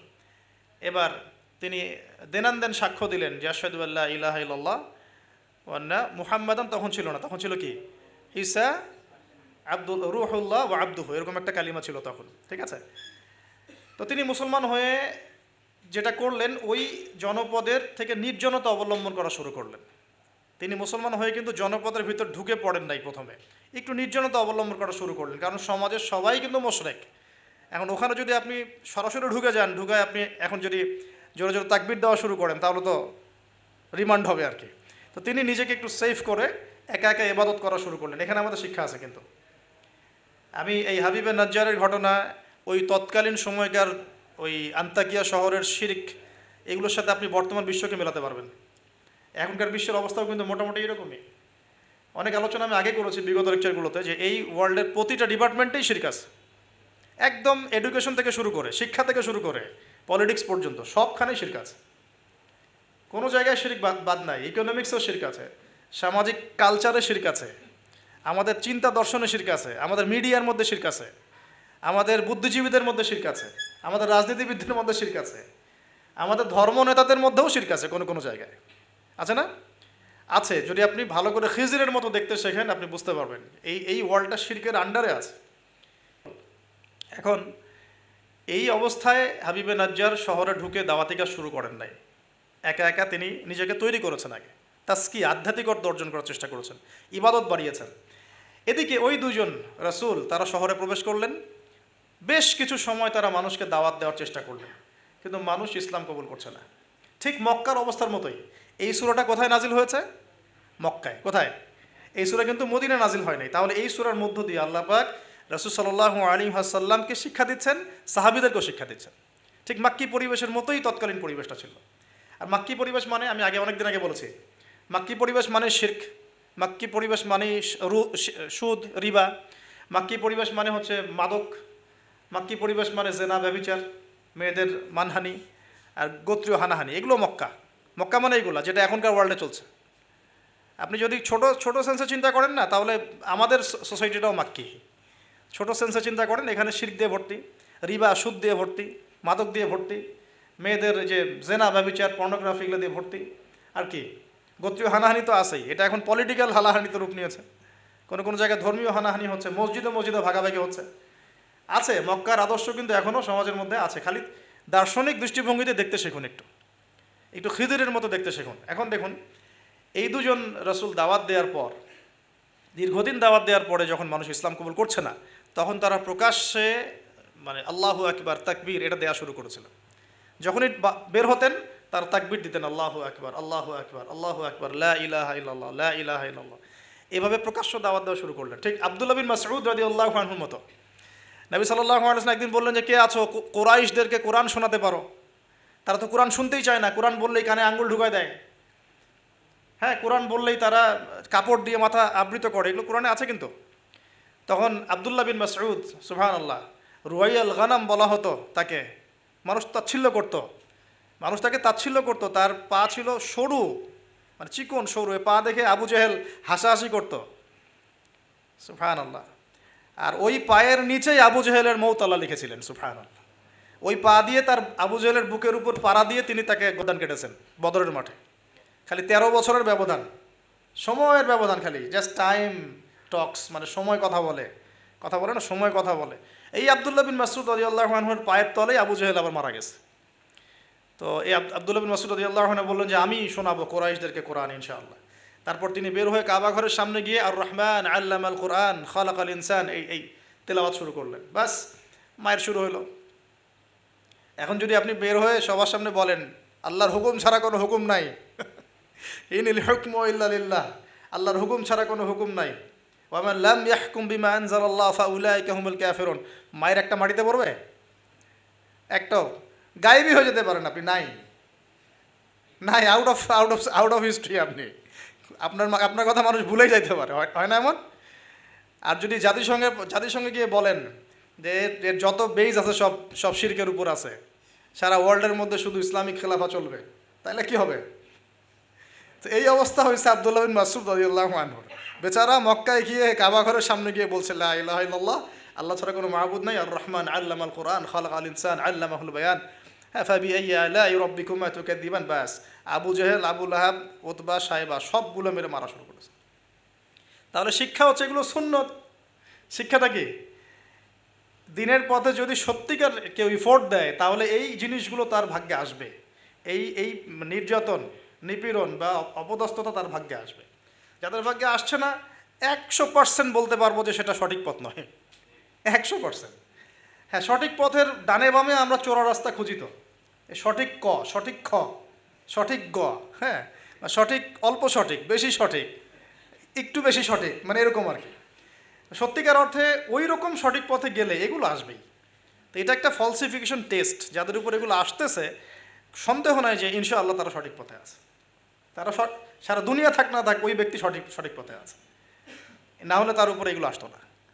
এখন যাই হোক, ওই দিকে যাচ্ছি না আমি। এখানে এই দুজন রাসূল সেম ভূমিকা পালন করলেন। ব্যাস, এবার রাজা তাকে গ্রেফতার করা শুরু করলো। কোন রাজা? আন্তাকিয়া শহরের রাজা। রাজা খ্রিস্টান ধর্মাবলম্বী ছিলেন না, খ্রিস্টান ধর্মাবলম্বী হওয়ার জন্য ঈসা আলাইহিস সালাম তাকে দাওয়াত দিচ্ছেন আর এই দুজন রাসূলের মাধ্যমে। তো রাজা তখন এই দুজন ব্যক্তিকে ধরে রেখে দিল। এই দুজন ব্যক্তির নাম এক একটা কিতাবে এক এক রকম এসেছে। আমি 3টা নাম পেয়েছি আর কি। একটা হচ্ছে, প্রথম ব্যক্তির নাম ছিল ইউহান্না, হ্যাঁ। দ্বিতীয় ব্যক্তির নাম ছিল রাসূল, কিন্তু তারা মানে কার রাসূল? ঈসা আলাইহিস সালামের প্রেরিত দূত। এই দূত অর্থে বলছে রাসূল। একজনের নাম ছিল বাউলাস, একজনের নাম হচ্ছে ইউহান্না, একজনের নাম কি ছিল? বাউলাস। আর অন্য একটা বর্ণনা আসছে যে একজনের নাম ছিল সাদেক, আর একজনের নাম ছিল মাসদুক। একজনের নাম সাদেক, একজনের নাম মাসদুক। আচ্ছা, এই দুজন এখন গ্রেফতার। তো এবার তাদেরকে রেখে দেওয়া হয়েছে। ঈসা আলাইহিস সালাম আরও একজন ব্যক্তিকে তাদের সাহায্যের জন্য পাঠালেন। এটাই হলো কোরআনের এই আয়াতটা, যে ওয়াদরিব লাহুম মাসালান আসহাবাল ক্বরিয়া ইয জাআহাল মুরসালুন ইয আরসালনা ইলাইহিম ইসনাইন ফাকাযযাবুহুমা ফাআজ্জাজনা বিসালিস। যখন তাদের দুইজনকে অস্বীকার করা হলো, আমি আরও একজনকে পাঠালাম। এই আরও একজনের নাম হচ্ছে আপনার শামউন। কি নাম? শামউন। এই শামউন ছিল খুবই বিচক্ষণ। এখান থেকে আমাদের শিক্ষা আছে একটা, যারা দাওয়াতি কাজ করতে চান, দিন নিয়ে চলতে চান, দিন প্রচার করতে চান, বা দিন নিয়ে বড় স্বপ্ন দেখেন, এই শামউনের মধ্যে শিক্ষা আছে। কীরকম শিক্ষা? এই শামউন গিয়ে সরাসরি তাদেরকে বলল না যে আমি ও দুজনকে বাঁচাতে আসছি, বরং শামউন নিজের পরিচয় গোপন করে ফেলছে। শামউন নিজের পরিচয় গোপন করে সে অর্ডিনারি মানুষের রূপে সমাজে মেলামেশা শুরু করলো। সে মোটামুটি একটা ছদ্মবেশ ধারণ করেছে আর কি। এবং আস্তে আস্তে আস্তে আস্তে রাজার ঘনিষ্ঠ মানুষদের সাথে তার একটা সম্পর্ক তৈরি হয়েছে। এমনও বহু মানুষ কিন্তু এখন সমাজের মধ্যে আছে না? সরাসরি ইমান জানান দিতে পারে না, কিন্তু ভিতরে ভিতরে ইসলামকে সমর্থন করে, আছে না? আমাদের প্রতিটা ডিপার্টমেন্টে এমন ভাই ভাই বোন আছে কিন্তু, যারা ইসলামকে মন থেকে সাপোর্ট করে, কিন্তু হয়তো চাকরির ভয়, এইটার ভয় মানে এক্সপোজ করতে পারে না। তো প্রথমত সে সেভাবে নিজেকে গুটিয়ে নিল। এক পর্যায়ে রাজার কাছে তার নাম ছড়িয়ে পড়লো। সে একদিকে তাদের সাথে মেশে, আরেকদিকে সে আল্লাহর কাছে দোয়া করে, নামাজ পড়ে, সেজদা করে। সে কিন্তু একজন আধ্যাত্মিক গুণে গুণান্বিত মানুষ। এক পর্যায়ে রাজার দৃষ্টি আকর্ষিত হলো তার প্রতি। ওই যে ইউসুফ আলী ইসলামের প্রতি রাজার দৃষ্টি আকর্ষিত হয়েছিল না? স্বপ্নের ব্যাখ্যা কেউ দিতে পারে না, ইউসুফ দিয়ে দিলেন। 7 বছর দুর্ভিক্ষ হবে, ওকে আমার কাছে নিয়ে আসো, ওকে আমার কাছে নিয়ে আসো, ওকে আমার কাছে নিয়ে আসো, আমি তাকে আমার নিকটস্থ কাছের মানুষ বানিয়ে দিব। তো রাজা বা শাসক যদি সৎ হন, মনের মধ্যে যদি সততা থাকে না, তিনি খুঁজে বের করতে পারবেন কার দ্বারা আসলে জাতির খেদমত হওয়া সম্ভব। এটা দায়িত্ব তাদের খুঁজে বের করা যে কোন কোন মানুষদেরকে কাছে নিয়ে আসলে দেশের বা জাতির খেদমত হবে। এই সৎসাহস তো সবাই দেখাতে পারে না এখন এই ব্যক্তি, এই রাজা মোটামুটি এদিক থেকে বিচক্ষণ ছিল। সে এই শামউনকে কাছাকাছি নিয়ে আসলো, নিয়ে এসে বলল যে তোমার সব কথাবার্তা আমার কাছে খুব ভালো মনে হয়, তোমার জ্ঞানের যে জ্ঞানতাত্ত্বিক কথাবার্তাগুলো তুমি বলো, এগুলো খুব ভালো মনে হয়, তো তুমি আমার কি উপকার করতে পারো? তো শামউন বলছে যে আমি শুনেছি যে আপনার জেলখানায় 2জন ব্যক্তি আছে। কোন 2জন? আগে 2জন গ্রেপ্তার। তো তাদের ব্যাপারে আপনার কি মন্তব্য? আমার মন্তব্য, আমি আসলে ভাবার সময় পাইনি তাদেরকে নিয়ে, রাজা খুব ব্যস্ত ছিল। তাকে আমার কাছে নিয়ে আসেন, আমি কিছু কথা বলতে চাই তাদের সাথে। শামউনের কথা শুনে রাজা নিয়ে আসলেন তাদের 2জনকে। এবার কৌশলে শামউন এই 2জন ব্যক্তির মধ্য দিয়ে রাজাকে দাওয়াত দিচ্ছে। শামউন কৌশলে এই 2 ব্যক্তির মাধ্যমে রাজাকে দাওয়াত দিচ্ছে। শামউন এদেরকে বলছে যে তোমরা কোন আল্লাহর ইবাদত করো, কোন আল্লাহর কথা বলছো, আমাদের এখানে তো এমন কোনো আল্লাহ নাই। তখন তারা আবার ব্যাখ্যা দিচ্ছে, আমরা সেই আল্লাহর কথা বলি যে আল্লাহ ছাড়া কোনো ইলাহ নাই, যিনি আসমান থেকে বৃষ্টি বর্ষণ করেন, যিনি মৃতকে জীবিত করেন, ইত্যাদি ইত্যাদি। তাওহীদের সব কথা তারা বলা শুরু করলেন, এবং রাজা কিন্তু শুনছে। শোনার মাধ্যমকে শামউন নিজে। তাহলে এখানে আমাদের শিক্ষা আছে না? তা আপনারা একটু ইসলামের পথে আসলেই সমাজ থেকে ডিসকানেক্টেড হতে চান কেন? সমাজের মধ্যেই থাকতে হবে, সমাজের মধ্যে থেকেই আপনি সমাজের ভিতর ইসলাম ছড়িয়ে দিবেন ইনশাআল্লাহ। ঠিক আছে? ইনশাআল্লাহ একদিন সমাজ পরিবর্তন হবে। আমরা যদি সমাজ থেকে ডিসকানেক্টেড হয়ে যাই তাহলে তো সমাজ নষ্ট হয়ে যাবে। তো দেখুন, অনেক যুবক ছেলে আমাদেরকে বলে ভাইয়া নামাজ পড়তাম না, এখন নামাজ পড়ি, এখন বিসিএস পরীক্ষা দিব না ভাবছি। কেন দিবেন না? ওর সাথে কী সম্পর্ক, ওর সাথে কী শত্রুতা? আপনি আরও বড় বড় পোস্টে যান, মানুষকে তাওহীদের দাওয়াত দেন, তাওহীদ প্রতিষ্ঠার চেষ্টা করেন, আল্লাহ হেফাজত করুন, আল্লাহ তৌফিক দান করুন। এখন এই শামউনের থ্রু দিয়ে এই 2 ব্যক্তি রাজাকে দাওয়াত দিলেন, মাশাআল্লাহ। এবার রাজা জিজ্ঞাসা করছে যে কোনো মোজেজা আছে না, কোনো অলৌকিকত্ব দেখাতে পারবে? আমরা যে আল্লাহর ইবাদত করি, মাঝে মাঝে কিন্তু জিনের উপাসনা করলে কিছু অলৌকিকত্ব দেখা যায়। অলৌকিকত্ব না, মানে ভেলকিবাজি দেখানো যায় আর কি। দেখবেন জিন তাত্ত্বিক যারা চর্চা করে দেখবেন ভেলকি দেখায় মানুষকে। আপনি কোনো কবিরাজের কাছে গিয়েছেন, আপনাকে বলে দিবে যে 2 বছর আগে তুই এটা করছিলি না, এরকম কিন্তু বলে দেবে। আপনাকে ধাক্কা লাগলো যে হ্যাঁ তাই তো, আমার তেমন হয়েছে। আসলে ও যে জিনের উপাসনা করে, ওই জিন আপনার যে কারিন আছে এর সাথে কানেকশন ফিক্স করে আর কি। কারণ আপনার জিন ফিউচার জানে না, কিন্তু আপনার জিন তো আপনার হিস্ট্রি জানে। আপনার জিন আপনার হিস্ট্রি জানে। তো তখন আপনার কাছে মনে হলো হ্যাঁ তাই তো, আমি তো অমুক দিন অমুক মেয়ের জন্য দাঁড়াইছিলাম ওইখানে। হ্যাঁ আচ্ছা, ঠিক আছে। এখন সে বলল যে হ্যাঁ আমরা মৌজাদা দেখাবো ইনশাল্লাহ। কি মৌজাদা? 7 দিন আগে একটা বাচ্চা ওই ওই রাজ দরবারে মারা গেছে। কয়দিন আগে? দাফন হয়নি এখনো, 7 দিন আগে মারা গেছে, লাশ সংস্কার হয়নি, লাশের অবস্থাও ভালো না। এখন এই 2 ব্যক্তি আল্লাহর কাছে দোয়া করলেন, আল্লাহ আজকে যদি তুমি মোজেজা আমাদের হাত দিয়ে আমাদের মাধ্যমে দেখাও, ইনশাআল্লাহ এরা তাওহীদের উপর চলে আসবে। তো আল্লাহ রাব্বুল আলামিন মুজিজা দেখালেন, ওই 7 দিনের মৃত বাচ্চা জীবিত হয়ে উঠল। এবার জীবিত হয়ে সে বলে উঠল যে আমি আসমানে দেখেছি, এই বাচ্চা বলছে এবার, আমি আসমানে দেখেছি একজন সুন্দর, মানে চুলের বর্ণনা দেওয়া হয়েছে যে আমরা যেটাকে সিল্কি চুল বলি আর কি, লম্বা কাত পর্যন্ত সিল্কি চুলওয়ালা একজন মানুষ, একজন ব্যক্তি 3 জনের জন্যে আল্লাহর কাছে দোয়া করছে। কয়জনের জন্যে? তার মানে সে মেবি ঈসা আলাইহিস সালামের দিদার পেয়েছে, মেবি, আল্লাহ ভালো জানেন, এটা বারজাক। এখন রাজা এবার হকচকিয়ে গেল, 3 জনকে কে? আমরা তো 2 জন জানি, 3 জনকে? তখন ওই ব্যক্তি বলছে শামউন একজন, এই ব্যক্তি একজন। তখন শামউন দেখলেন যে রাজার এর উপর বেশ প্রতিক্রিয়া সৃষ্টি হয়েছে কথার উপরে। তখন শ্যামুন আরও বড় চাপ দিল এই দুজনকে যে না, তোমাদের এটা হয়তো কোনো জাদু হতে পারে। শ্যামুন, তোমাদের কোনো জাদু হতে পারে, আমাদের এই রাজার এক মেয়ে মারা গেছেন, তোমরা পারলে তাকে জীবিত করে দেখাও দেখি। এবার তারা দুজন আবার সেজদায় পড়ে গেলেন, আল্লাহর কাছে দোয়া করলেন। আল্লাহ রব্বুল আলামিন ওই রাজার দীর্ঘদিন আগে মৃত্যুবরণকারী একজন মেয়ে, তাকে কবর থেকে জীবিত করে তুলে দিলেন। এই মেয়ে একই কথা বলছে যে আমরা দেখেছি এই তিনজনের জন্য একজন ব্যক্তি আল্লাহর কাছে দোয়া করছে। এবার মাশাআল্লাহ মোজেজা প্রকাশ পেয়ে গেল। কিন্তু এই মোজেজা প্রকাশ পাওয়ার পরেও আপনারা তো জানেন যে ফেরাউনের সামনে কতগুলো মোজেজা দেখানো হয়েছে। 9টা। কয়টা? 9টা। একবারে 9টা না, কিন্তু ব্যাক টু ব্যাক বছর বছর 9টা। তারপরে কি ফেরাউন ঈমান আনছে? আবু জেহেলের সামনে কতগুলো মোজেজা আসছে, সে কি ঈমান আনছে? আজারের সামনে কি ইব্রাহিম আলাইহিস সালামের মতো মানুষ থাকা সত্ত্বেও সে কি ঈমান আনছে? এরকম বহু মানুষ পৃথিবী থেকে চলে গেছে যাদের সামনে অগণিত মোজেজা আসার পরেও ঈমান নিয়ে আসেনি। আবার অনেক মানুষ এক দোয়ার বরকতে ঈমান নিয়ে চলে আসছে। খালেদ বিন ওয়ালিদের কথা শুনুন। খালেদ বিন ওয়ালিদ রাদিয়াল্লাহু আনহু উহুদে যুদ্ধ করেছেন ইসলামের এগেনস্টে। যখন নবী সাল্লাল্লাহু আলাইহি ওয়াসাল্লাম বিদায় হজের আগে যখন তিনি ওমরা করেছেন, বিদায়ের ওমরা হজটা কাজা করেছেন, ওই সময় তিনি এসে শুধু একটা চিরকুট লিখে দিয়েছিলেন যে যদি খালিদ মুসলমান হতো তাহলে তার জন্য কতই না ভালো হতো। নবীজি এটাও বলেননি খালিদ আসো ইসলাম কবুল করো, তোমার আগের সব গুনাহ মাফ হয়ে যাবে, এটা এতটুকু বলেন নাই। নবীজি বলেছেন, খালি চিরকুটে লিখে দিয়েছেন যে যদি খালিদ ইসলাম কবুল করতো তাহলে কতই না ভালো হতো। এই একটা কথাই তার মনে এমন দাগ কেটেছে, তিনি নিজে গিয়ে মদিনা ইসলাম কবুল করে আসছেন। আর তারপরে তো জানেন তার হাতে ইসলামের কতগুলো বিজয় হয়েছে। প্রায় 80 থেকে 100টা ব্যাটেল তিনি লড়ছেন ইসলামের জন্য, এবং কোনো ব্যাটেলেই তিনি কিন্তু পরাজিত হন নাই। তাকে বলা হয় সাইফুল্লাহ, আল্লাহর তরবারি। এখানে একটা কথা বলি, এই মানুষকেও শয়তান ওয়াসওয়াসা দিত। এই খালিদ বিন ওয়ালিদ রাদিয়াল্লাহু আনহুকেও এই যে বললাম না, চোখ লাগা, বদনজর, ওয়াসওয়াসা, এই সমস্যা হতো। হ্যাঁ, এবং এই অনলাইনের মাধ্যমে এটা বেশি হয়। তখন তিনি এসে নবীজিকে বলছিলেন যে আমাকে একটা দোয়া শিখায় দেন ইয়া রাসূলুল্লাহ। তিনি কিন্তু বীর বিক্রম, একজন সাহসী বীর সাহাবী। নবী সাল্লাল্লাহু আলাইহি ওয়াসাল্লাম তাকে দোয়া শিখিয়ে দিয়েছেন যে আউযু বিকালিমাতিল্লাহি তাম্মা মিন কুল্লি শাইতানিন ওয়া হাম্মা ওয়া মিন কুল্লি আইনিন লাম্মা। একটা জায়গা আছে আউযু বিকালিমাতিল্লাহি তাম্মাতি মিন গাদাবিহি ওয়া ইকাবিহি ওয়া শাররি ইবাদিহি ওয়া মিন হামাজাতি শায়াতিন ওয়া আন ইয়াহদুরুন। তো দেখেন কোথা থেকে কোথায় আসলাম। মোজেজা দেখার পরেও তো বহু রাষ্ট্রপ্রধান ইসলাম কবুল করেছে। এখনও তো আপনার সামনে আমার সামনে মোজেজা পড়ে আছে। কি মোজেজা? কোরআন।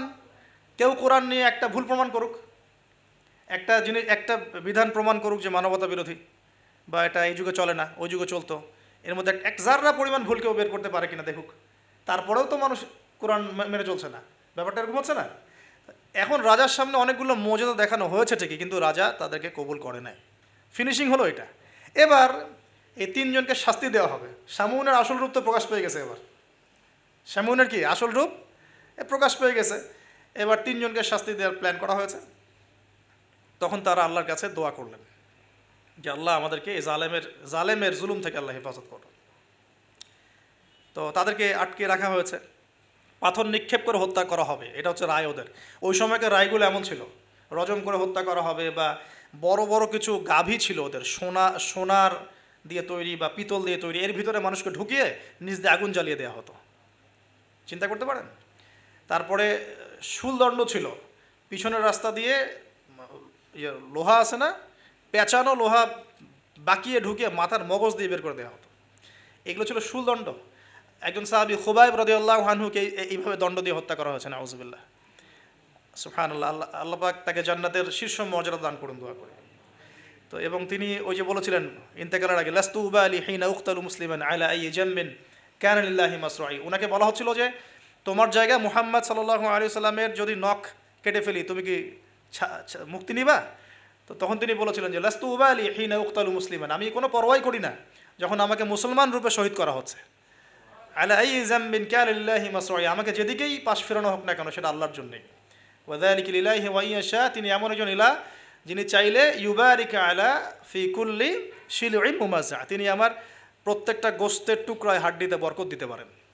তো এই সাহাবীর ইন্তেকালের খবর মদিনায় পৌঁছে যায়। এটা পড়ে নিয়েন, এটা রাজির ঘটনার মধ্যে পাবেন। সিরাত অবশ্যই পড়বেন, আর আমার জন্য দোয়া করবেন যে আমি চেষ্টা করছি আগামী বইমেলা আসার আগেই সিরাতের উপর একটা অনবদ্য কিতাব লেখার জন্য। আল্লাহ পাক তৌফিক দান করুন। সমস্ত সিরাতের বইগুলোকে একত্রিত করে, এবং আমার টুকটাক কিছু গবেষণা আছে ভাঙাচুরা, সহজ সাধ্যভাবে, যাতে ইয়াং জেনারেশন খুব সহজে বুঝতে পারেন সিরাটাকে, একটা মোটামুটি 500-1000 পৃষ্ঠা একটা বই আসবে ইনশাআল্লাহ আজ্জা ওয়া জাল। আল্লাহ পাক তৌফিক দান করুন, আমিন। তো অনেকে অনেক টপিকের কথা বলেছিলেন আমাকে, যে এটা নিয়ে লিখেন, এটা নিয়ে লিখেন, ভাই এটা নিয়ে লিখেন, ভাই আখিরুজ্জামান নিয়ে লিখেন, ঠিক আছে? তো আমি বললাম যে না, আগে রাসূল সাল্লাল্লাহু আলাইহি ওয়াসাল্লামের বরকত দিয়ে শুরু হবে ইনশাআল্লাহ। কারণ আল্লাহ নবীর বরকত যার কপালে নসিব হবে, ইনশাআল্লাহ তার ফিউচারটা ভালো হবে ইনশাআল্লাহ। তো আল্লাহ পাক আমাদেরকে সহজ করুন, তৌফিক দান করুন। এখন এখানে এই তিনজনকে আটকে রাখার পর যেটা বলছিলাম, এবার তাদেরকে পাথর নিক্ষেপ করে হত্যা করার কথা বলা হয়েছে। আর তারা এখানে আল্লাহর কাছে দোয়া করছেন। এর ফলশ্রুতিতে ওই রাজ্যের মধ্যে দেন দুর্ভিক্ষ শুরু হয়ে গেল।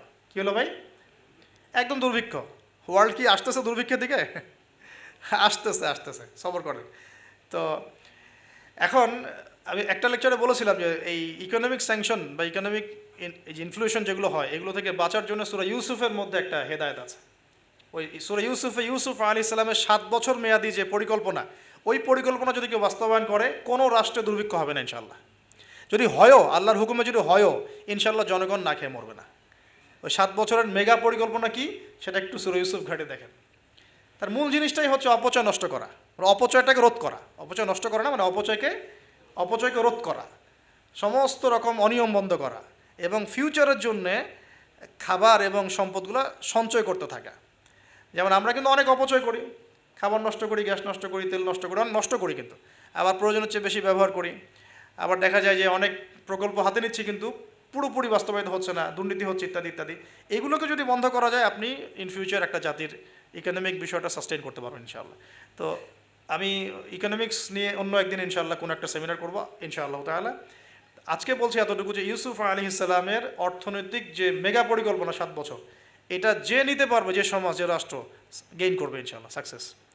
এই জিনিসগুলো আমাদের ঊর্ধ্বতন কর্তৃপক্ষদেরকে বোঝানো উচিত, দাওয়াতটা পৌঁছানো উচিত। হয়তো বা তারা জানেন না, এমন হতে পারে যে তাদেরকে যুগের সাথে তাল মিলিয়ে কেউ বোঝাতে পারেনি এখন পর্যন্ত, এমন হতে পারে। এই জন্য আমরা সবার প্রতি আমভাবে দাওয়াতের নসিহত করব, কারোর প্রতি আমরা কোনো শত্রুতা পোষণ করতে যাব না। কারণ আমাদের সমাজের এই মানুষগুলো কিন্তু আমাদেরই ভাই, আমাদেরই বোন, আমরাই। তো হয়তো কেউ হেদায়েত পেয়েছে, কেউ পায় নাই, কেউ বুঝে আসছে, কেউ আসে নাই, ইত্যাদি। এখন এই মানুষগুলো দোয়া করছেন তিনজন, এইভাবে বলছি, ইউহান্না, বাউলাস এবং শামউন। হ্যাঁ, অথবা অন্য বর্ণনা আসছে সাদেক, মাসদুক এবং শামউন। তারা দোয়া করছেন, এদিকে দুর্ভিক্ষ চলছে। এখন জনগণ তাকে বলা শুরু করলো যে ইন্না তাতায়্যারনা বিকুম, তোমাদেরকে আমরা এখন অশুভ মনে করা শুরু করেছি, তোমাদেরকে আমরা অশুভ, অলক্ষণ মনে করছি। সূরা ইয়াসিন পড়ে দেখেন, আমরা তোমাদেরকে বলি না, কুলক্ষণ, অলক্ষণে, এরকম কথা বলি না, তোমাদেরকে আমরা এখন অলক্ষণে মনে করছি। যদি তোমরা তোমাদের এই দাওয়াত বন্ধ না করো, আমরা তোমাদেরকে রজম করে হত্যা করো। এবার রজমের প্রিপারেশন নেওয়া হচ্ছে। এবার সেই ঘটনা, ওয়াজা মিন আকসাল মাদিনাতি রাজুলুন ইয়াসআ। এবার ওই মদিনা মানে কিন্তু নগর, মদিনা মানে একটা শহর, মদিনা মানে ওই শহরের দূরবর্তী একটা জায়গা থেকে, দূরবর্তী জায়গা মানে কোনটা, ঢোকার এন্ট্রেন্সটা, ওই যে হাবিবে নাজ্জার মনে আছে, ওয়াজা আমিন আকসাল মাদিনাতি রাজুলুন ইয়াসআ, একজন ব্যক্তি দৌড়ে আসলো, ইয়াসআ মানে দৌড়ে আসলো, ইয়াসআ ক্বালা ইয়া কওমি ইত্তাবিউল মুরসালিন, দৌড়ে এসে তখন তার ওই ব্যক্তি কওমকে বলছে, হে আমার কওম, এই রাসূলদের অনুসরণ করো। সুবহানাল্লাহ। কোন ব্যক্তি এটা? তাহলে এখানে আমাদের যারা সাধারণ মুসলিম আছে, আমাদের শিক্ষা আছে তো নাকি? হাবিবে নাজ্জার কত বড় একটা সাহসিকতার পরিচয় দিল এখানে, দেখেন। সে দৌড়ে এসে যখন শুনতে পারলো যে ওই রাসূলদেরকে হত্যা করার প্রিপারেশন নেওয়া হয়েছে, দৌড়ে এসে কওমকে বলছে, হে আমার পুরো কওম, তোমরা রাসূলকে অনুসরণ করো। ইত্তাবিউ মান লা ইয়াসআলুকুম আজরান ওয়া হুম মুহতাদুন, তোমরা সেই রাসূলদের অনুসরণ করো যারা তোমাদের কাছে কোনো প্রতিদান চাচ্ছে না এবং তারা হেদায়েত প্রাপ্ত আছে। সুবহানাল্লাহ। ওয়া মা লিয়া লা আ'বুদু আল্লাযী ফাতারানি ওয়া ইলাইহি তুরজাউন। তাকে এবার এই হাবিবে নাজ্জারকে ধরা হয়েছে, তুইও আর এই গ্রুপে আসিস, তাহলে ওকেও ধরে মারার প্রিপারেশন নেওয়া হয়েছে, এবং তার রজমটা আগে করা হয়েছে আর কি। এই তাফসীর বলছে যে এই রজমটা আগে করা হয়েছে। শেষ পর্যন্ত এই রাসূলদেরকে হত্যা করা হয়েছে কিনা এটা আমি স্পষ্ট করে পাইনি, কিন্তু এই হাবিবে নাজ্জারকে যে হত্যা করা হয়েছে এটা স্পষ্ট করে পেয়েছে, একদম স্পষ্ট করে জালালাইনে আসছে এই জিনিসটা। এখন তাকে ধরা হলো, তুইও তাদের গ্রুপের মধ্যে একজন। তো সে বলছে, ওয়া মা লিয়া লা আ'বুদু আল্লাযী ফাতারানি ওয়া ইলাইহি তুরজাউন, আমি কেন আল্লাহর ইবাদত করব না? তার অ্যানসারটা এরকম, আমি কেন আল্লাহর ইবাদত করব না যে আল্লাহ আমাকে এভাবে সৃষ্টি করেছেন এবং তার কাছে আমাকে ফিরে যেতে হবে?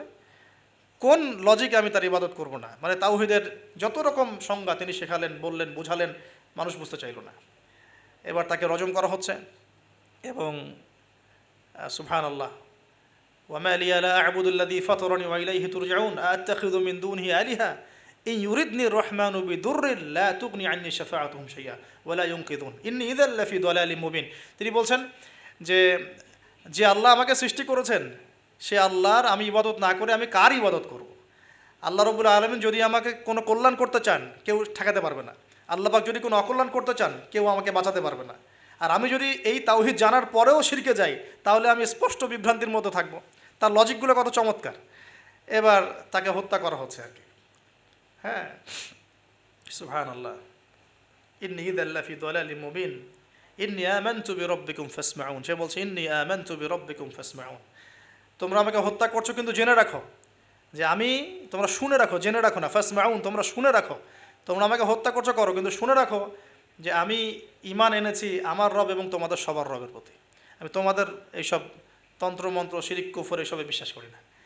এবং এই রজমে যখন তার মৃত্যু হয়ে যায় বলা হচ্ছে যে মৃত্যুর আগেই অথবা মৃত্যুর সময় তাকে আল্লাহ রাব্বুল আলামিন তার জান্নাতের ঘরটা দেখালেন সুবহান। এবং তাকে বলা হচ্ছে যে কিলা দুখুলিল জান্নাহ, তাকে বলা কিলা দুখুলিল জান্নাহ, তাকে বলা হলো ও দুখুলুল জান্নাহ, জান্নাতে ঢুকো, প্রবেশ করো। কিলা দুখুলুল জান্নাতা ক্বালা ইয়া লাইতা কওমি ইয়ালামুন। সুবহানাল্লাহ, ক্বালা ইয়া লাইতা কওমি ইয়ালামুন, তখন যে বলছে হায় আমার জনপদ, হায় আমার কওম, যদি তারা জানতো, যদি তারা বুঝতো যে আল্লাহ পাক আমাকে কি পরিমাণ নেয়ামত দিয়েছেন, কোন জান্নাতে আমি আছি, এইটা যদি আমার জনগণ বুঝতো তাহলে সবাই ঈমান নিয়ে আসতো। দেখেন কোরআনে এই ব্যক্তির নাম উল্লেখ করা হয় নাই। ওয়াজা রাজুলুন ওয়াজা মিন আকসাল মদিনাতি রাজুলুন, ওয়াজা মিন আকসাল মদিনাতি রাজুলুন, মানে দূরবর্তী জায়গা থেকে একজন লোক ছুটে আসছে। কে সেই লোক আল্লাহর কাছে এটা বড় কথা নয়, মানে নামটা কি সেটা বড় কথা নয়, তার আকীদাটা কি, তার আমলটা কি, তার তাওহীদটা কি, এটা সবচেয়ে বড় কথা। তো এখন এই হাবিবে নাজ্জারের এই শাহাদাত হয়ে গেল এবং আন্তাকিয়াবাসীর উপরে এবার কি হলো আল্লাহ পাক সেটাও বলছেন। তাওহীদের স্পষ্ট দাওয়াত পাওয়ার পর যখন তারা স্বীকার করলো না, তারা আবু জেহেলের মতো আচরণ করলো, আবু লাহাবের মতো আচরণ করলো, উতবা সাহেবার মতো আচরণ করলো, ওই ফেরাউন নমরুদ তাদের মতো আচরণ করলো। হিস্ট্রি কিন্তু একই, সব একই জনপদে ঘুরছে গেলে। এই মুশরিকদের মতো আচরণ যখন অব্যাহত থাকলো আল্লাহ পাক বলছেন যে আমি তাদের উপরে কোনো বড় সেনাবাহিনী পাঠাই নাই, আমি তাদের উপরে কোনো বড় সেনাবাহিনী পাঠাই নাই, কোনো বাহিনী নাজিলও করি নাই, শুধু ছিল এটা সয়হাতান ওয়াহিদা, একটা মাত্র বড় বিকট চিৎকার। ইন কানাত ইল্লা সয়হাতান ওয়াহিদা, শুধুমাত্র একটা বজ্রনিনাদ প্রচণ্ড শব্দে আল্লাহ পাক পুরো কওমকে ধ্বংস করে রেখে দিলেন একশেষ। এই কওমে কতজন মানুষ ছিল? হয়তো বা 1 লাখ, 2 লাখ, 3 লাখ, 4 লাখ, 5 লাখ, 10 লাখ, আল্লাহ ভালো জানেন। এর মধ্যে 4 জন ব্যক্তির নাম আমরা পাচ্ছি তাওহীদপন্থী। ওই 4 জন ব্যক্তিকে কেন্দ্র করে ইয়াসিন আয়াত নাজিল হয়েছে। রাসূল সাল্লাল্লাহু আলাইহি ওয়াসাল্লাম মক্কায় হয়তো হাজার হাজার মানুষ ছিল, কিন্তু আমরা আবু বকর, ওসমান, ওমর, আলীর নাম মনে রাখছি। আসহাবুল কাহাফের মধ্যে হয়তো হাজার হাজার লাখ লাখ মানুষ ছিল, কিন্তু আমরা ওই 7 জন বা 9 জন যুবকের কথা মনে রাখছি। খেয়াল করে দেখেন ইব্রাহিম আলাইহিস সালামের সময় হয়তো লাখ লাখ মানুষ ছিল সমাজের মধ্যে, কিন্তু আমরা মনে রাখি ইব্রাহিম আলাইহিস সালাম, লূত আলাইহিস সালামের কথা, বিবি সারা আলাইহিস সালামের কথা, হাজরা আলাইহিস সালামের কথা, এই কয়জন মানুষের কথা, ইসমাইল, ইসহাক। এরকম প্রত্যেক যুগে যুগে আপনি দেখবেন যে তাওহীদপন্থী মানুষের সংখ্যা কিন্তু কম এবং আল্লাহ পাকের অনুগত বান্দাদের সংখ্যা খুব কম। এই ঘটনাটা আল্লাহ রাব্বুল আলামিন এই আন্তাকিয়াবাসীর এই ঘটনাটাকে সূরা ইয়াসিনের এই 13 থেকে প্রায় 32 নম্বর আয়াত পর্যন্ত পুরোটা নিয়ে আসছেন।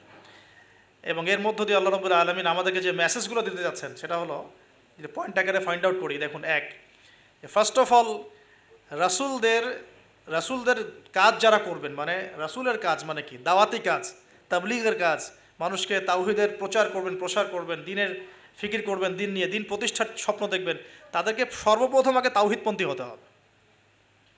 তাওহীদপন্থী মানে এই ভেজাল তাওহীদপন্থী না, এই তাওহীদ না যে আমি তাগুতও মানি আবার ইয়াও মানি, মানে ইসলামও মানি, আমি তাগুতও মানি, আমি কুফরও মানি, আমি সুদও মানি, হ্যাঁ, আমি দলীয় বিভাজনও মানি, আমি কি বলবো যে ব্যক্তি পূজাও করি, আমি শায়েখ পূজাও করি, আমি সবই করি, আবার তাওহীদও আছে। মানে এইরকম গোলালো মার্কা তাওহীদের কোনো কাজ নাই বাংলাদেশে। যদি বাংলাদেশে আমরা ইসলাম নিয়ে বড় স্বপ্ন দেখি তাহলে আগে তাওহীদের ডেফিনেশন শিখতে হবে, তাওহীদ কাকে বলে।